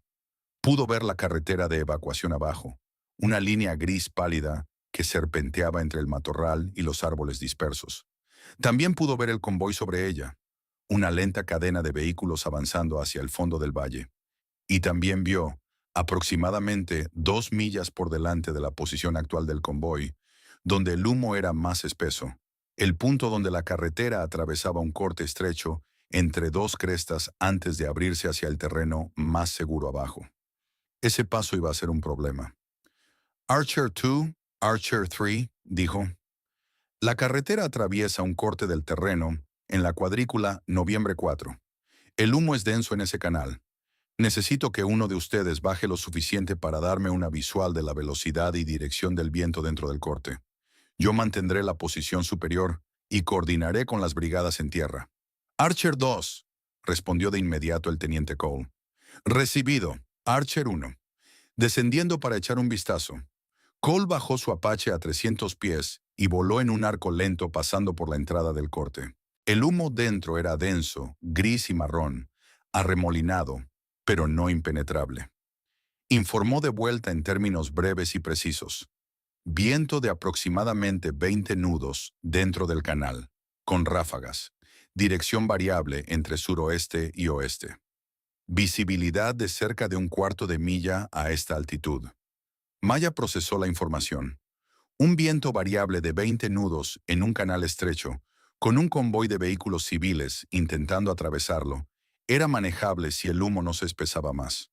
El borde más cercano del incendio en ese momento se movía paralelo a la carretera, no hacia ella. Pero paralelo podía convertirse en hacia muy rápidamente si el viento volvía a cambiar. Entró en la frecuencia terrestre. Líder del convoy, aquí aviación del ejército Archer, uno sobre su posición.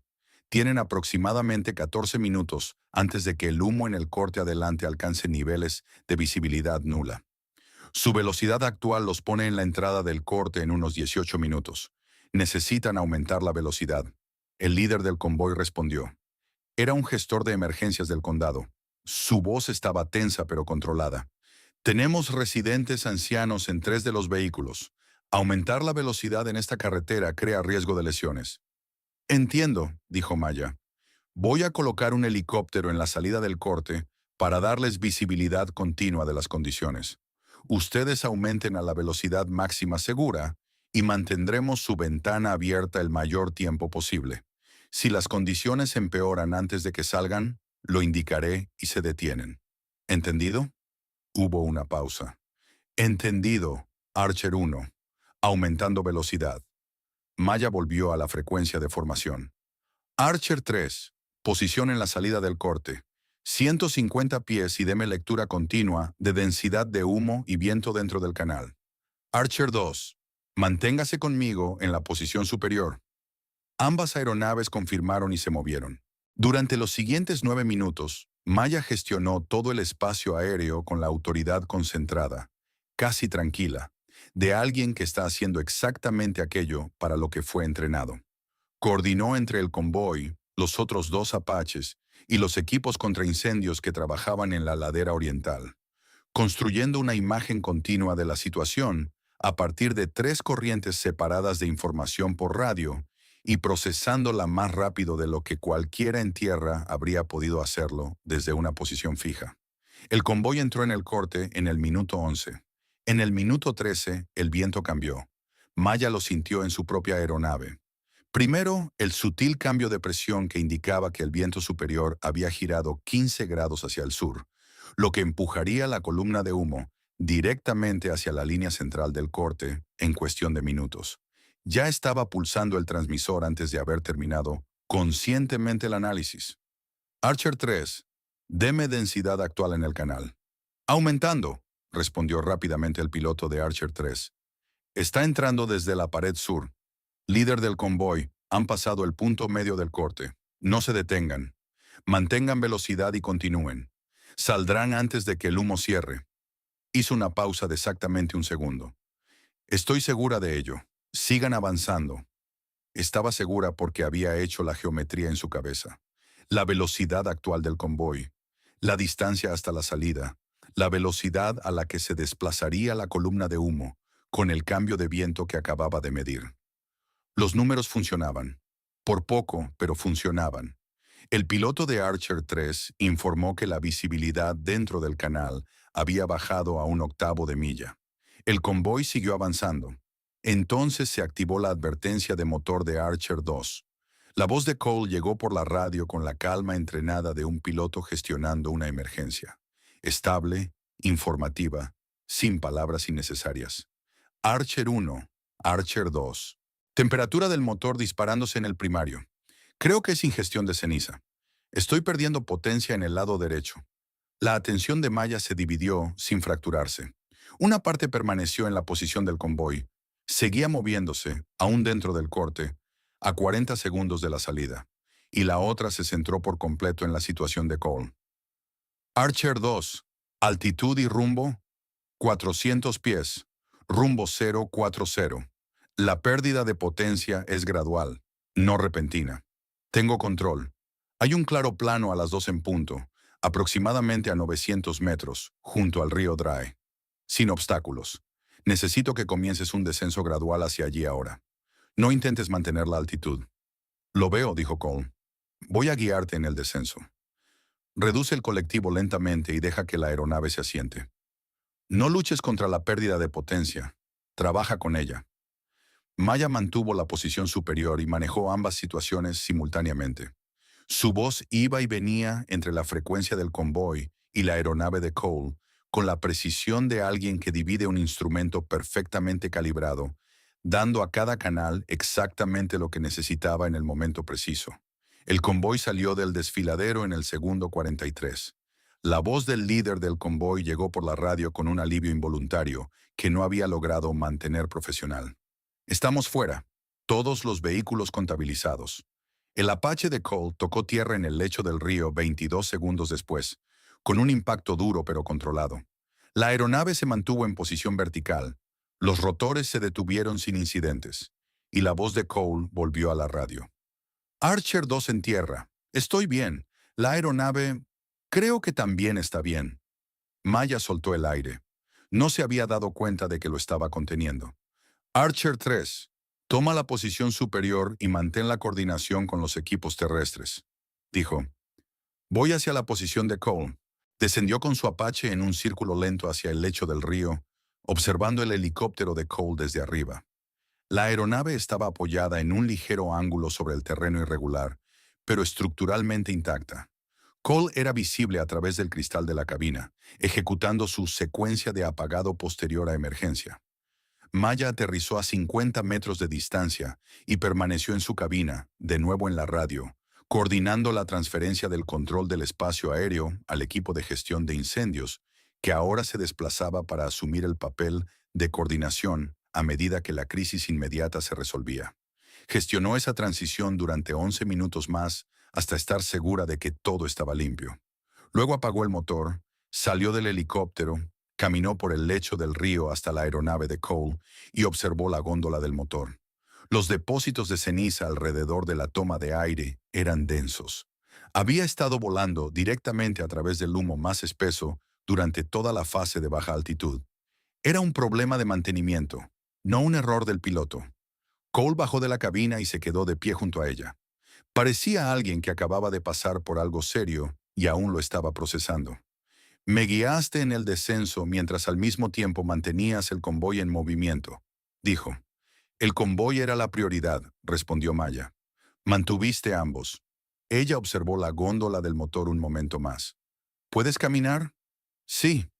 Entonces vamos a llevarte con el equipo de tierra. En Fort Carver, el almirante Kincaid estaba sentado en la sala de monitoreo de misiones, escuchando cada transmisión de radio de la operación a medida que llegaba. Su ayudante, Paulson, estaba sentado a su lado con una libreta, pero no escribía nada. Todo estaba siendo grabado, y Paulson era lo bastante inteligente para saber que Kincaid retenía lo que necesitaba sin ayuda. Escucharon a Maya coordinar el convoy a través del desfiladero. Escucharon cómo gestionaba la emergencia de Cole.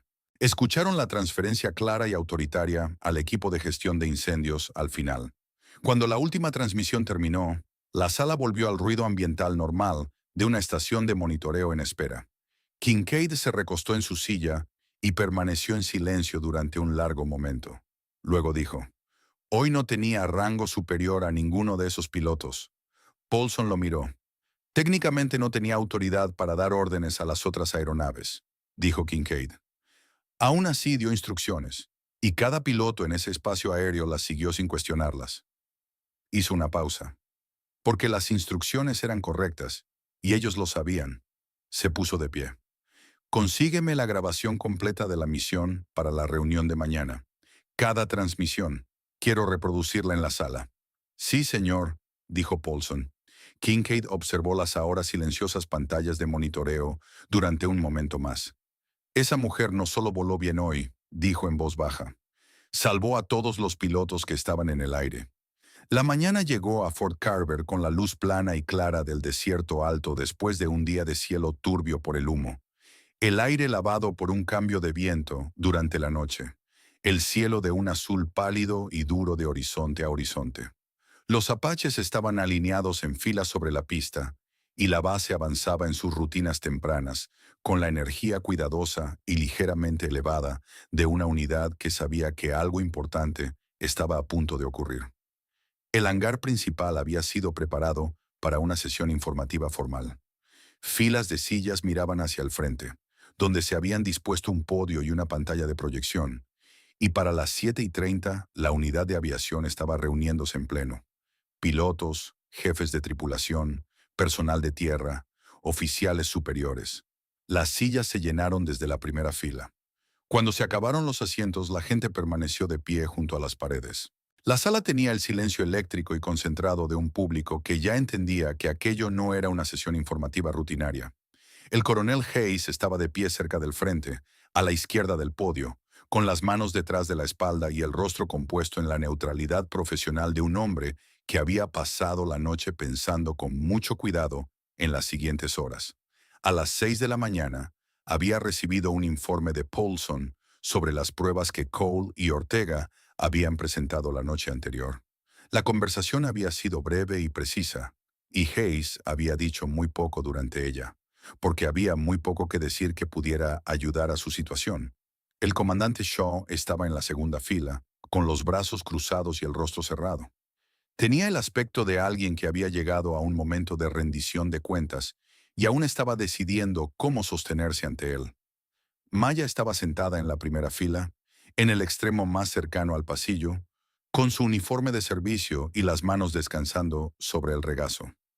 No conocía la forma completa de lo que estaba a punto de suceder.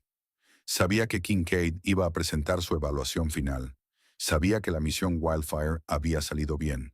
Sabía que la expresión de Ortega, la mañana anterior, le había dicho algo para lo que todavía no tenía palabras. Se sentó erguida y esperó.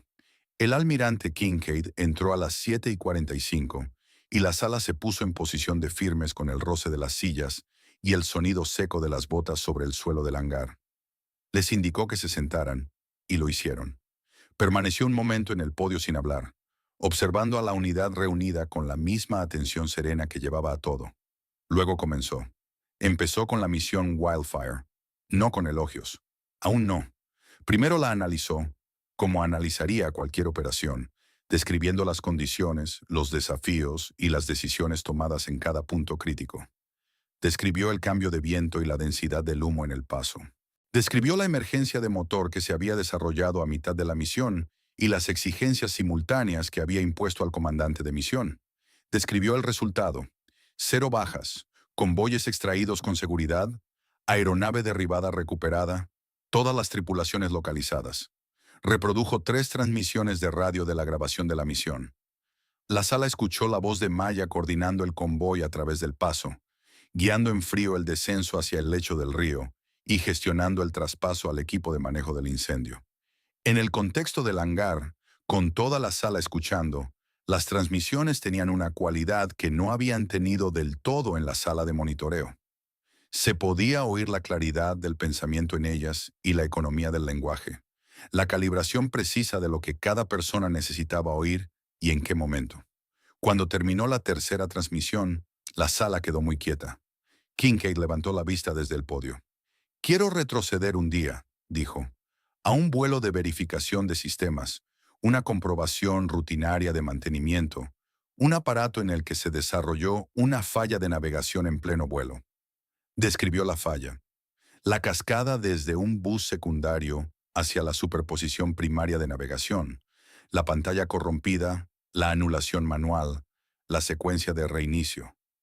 Lo describió con precisión técnica, y varios de los pilotos en la sala, los que tenían suficiente experiencia en vuelo, por instrumentos como para entender lo que estaba explicando, se movieron en sus asientos cuando la dificultad de la situación terminó de asentarse.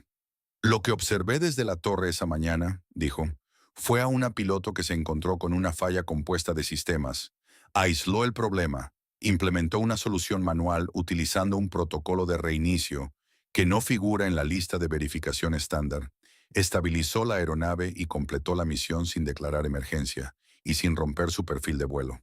Hizo una pausa. En menos de 5 minutos, dejó que aquello permaneciera en el aire un momento. Esa mañana, en la torre, hice una pregunta a la que ahora quiero volver, continuó. Pregunté por qué la mejor piloto de esta base no estaba liderando la unidad. Miró a Hayes. Recibí una respuesta sobre instinto de combate y desarrollo operativo. Se tomó un instante. He pasado 30 años volando con algunos de los mejores aviadores que este país ha producido. Sé cómo se ve el instinto de combate. Lo he visto en el aire, lo he visto en las grabaciones y lo he visto en la manera en que un piloto maneja una crisis. Con 3 canales de radio abiertos y 2 emergencias distintas desarrollándose al mismo tiempo, el hangar estaba completamente en silencio. Kincaid se volvió desde Hayes y miró directamente a Maya. La capitana Maya Brooks, dijo, y su voz tenía la cualidad de alguien que afirma un hecho verificado más allá de toda duda. Es la mejor piloto de helicóptero que he visto en mi vida. El silencio se mantuvo un segundo completo después de que las palabras cayeran. Luego se rompió. No de la forma en que un aplauso forzado rompe un silencio, sino de la manera en que algo verdadero se abre paso cuando la gente deja de oponerse a ello. Varios pilotos comenzaron a aplaudir, y el sonido se extendió por la sala con el impulso de personas que habían estado esperando permiso para creer algo que ya sospechaban. Maya permaneció inmóvil por un momento. El aplauso estaba a su alrededor, y ella dejó que fuera lo que era, sin intentar interpretar nada en respuesta. Miró brevemente al suelo, luego levantó la vista hacia Kincaid y le dio un único asentimiento directo. El reconocimiento de una profesional recibiendo el juicio profesional de otro. Kincaid aún no había terminado. Esperó a que la sala se calmara y cuando lo hizo, pasó al asunto del que Paulson le había informado esa misma mañana, tratándolo con la misma franqueza con la que había abordado todo lo demás. No mencionó a Shaw en la sala. Así no se manejaban estas cosas.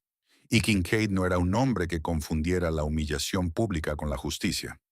Declaró que se había abierto una investigación sobre acceso no autorizado a una bahía de mantenimiento y manipulación deliberada de equipo crítico de vuelo, y que la investigación se llevaría a cabo a través de los canales correspondientes, con la plena cooperación requerida de todo el personal de la unidad. Afirmó que la evidencia había sido preservada y estaba en manos de la autoridad investigadora. Añadió que este asunto era independiente de la evaluación de la preparación operativa de la unidad de aviación, pero que reflejaba el carácter del entorno de liderazgo de la unidad y que el mando examinaría cómo se había permitido que ese entorno se desarrollara. Miró a Hayes. Cuando dijo esa última parte, Hayes no apartó la mirada. En su crédito, no intentó controlar su expresión. Simplemente lo absorbió. Shaw, en la segunda fila, se había quedado completamente inmóvil. Las personas a ambos lados de él se habían movido casi imperceptiblemente en sus asientos, el pequeño lenguaje corporal de quienes crean distancia. Cole estaba sentado 3 filas atrás, con las manos sobre las rodillas, mirando hacia el frente de la sala con una expresión que no era satisfacción, sino algo más sólido que eso. Tal vez alivio. La sensación de haber hecho algo que necesitaba hacerse y ver que llegaba al lugar correcto. Ortega estaba de pie junto a la pared lateral, con los otros jefes de tripulación. Observaba lo que ocurría con la calma asentada de un hombre que ya había hecho su parte, y ahora simplemente veía cómo el resultado tomaba forma. La sesión informativa terminó a las 9:15, y la sala comenzó a dispersarse con esa cualidad particular de movimiento que sigue a algo significativo. Más silenciosa de lo habitual. Gente hablando en pequeños grupos. La atmósfera había cambiado de una manera que llevaría tiempo comprender por completo. Maya salió por la puerta lateral hacia la pista. El aire de la mañana estaba fresco y quieto, y el cielo sobre la línea de vuelo tenía ese azul claro y duro que solo aparece cuando el humo del día anterior ha sido completamente barrido. Los Apache estaban alineados en sus filas, los rotores aún esperando el trabajo del día. Siempre le había gustado esta parte de la mañana, la base todavía sin ponerse completamente en movimiento, las aeronaves pacientes sobre el asfalto, el cielo abierto sobre todo. Oyó pasos detrás de ella y se volvió. Era Kincaid. Había salido por la misma puerta lateral y caminaba hacia ella con el mismo paso tranquilo que llevaba a todo lo que hacía. Cuando llegó a su lado, se detuvo y miró la línea de vuelo por un momento antes de hablar. «¿Sabías que algo no estaba bien con esa aeronave antes de volar la misión ayer?», dijo. «La confirmación de Ortega te lo indicó». Ella lo miró. «Lo sospeché». «¿Y aún así la volaste?». «Había personas que necesitaban que esa misión se realizara», respondió. «Y yo sabía lo que estaba haciendo». Kincaid guardó silencio un momento. Miró los Apache y luego volvió a mirarla. «Voy a recomendar una revisión formal de las prácticas de asignación de esta unidad y del clima de mando en mi informe de evaluación», dijo. «Ese es el mecanismo para abordar la parte sistémica de lo que ha estado ocurriendo aquí». Ella asintió. «Lo que no puedo hacer», continuó, «es devolverte el año que volaste mientras la gente fingía no darse cuenta». La miró directamente. «Pero sí puedo asegurarme de que, de ahora en adelante, el registro refleje lo que realmente eres». Maya sostuvo su mirada.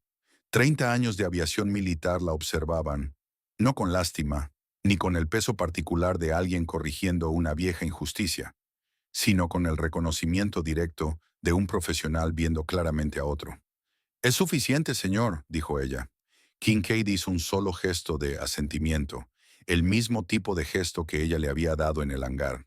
Luego se dio la vuelta y caminó de regreso hacia el edificio de operaciones, y Maya volvió la mirada hacia la línea de vuelo. Los Apache esperaban en sus filas bajo la limpia luz de la mañana. Más allá de ellos, la pista se extendía larga y abierta, y más allá de la pista, el cielo del desierto llegaba hasta las montañas. Claro, azul y enorme, como ocurre en los mejores días para volar. Maya lo observó durante un largo momento.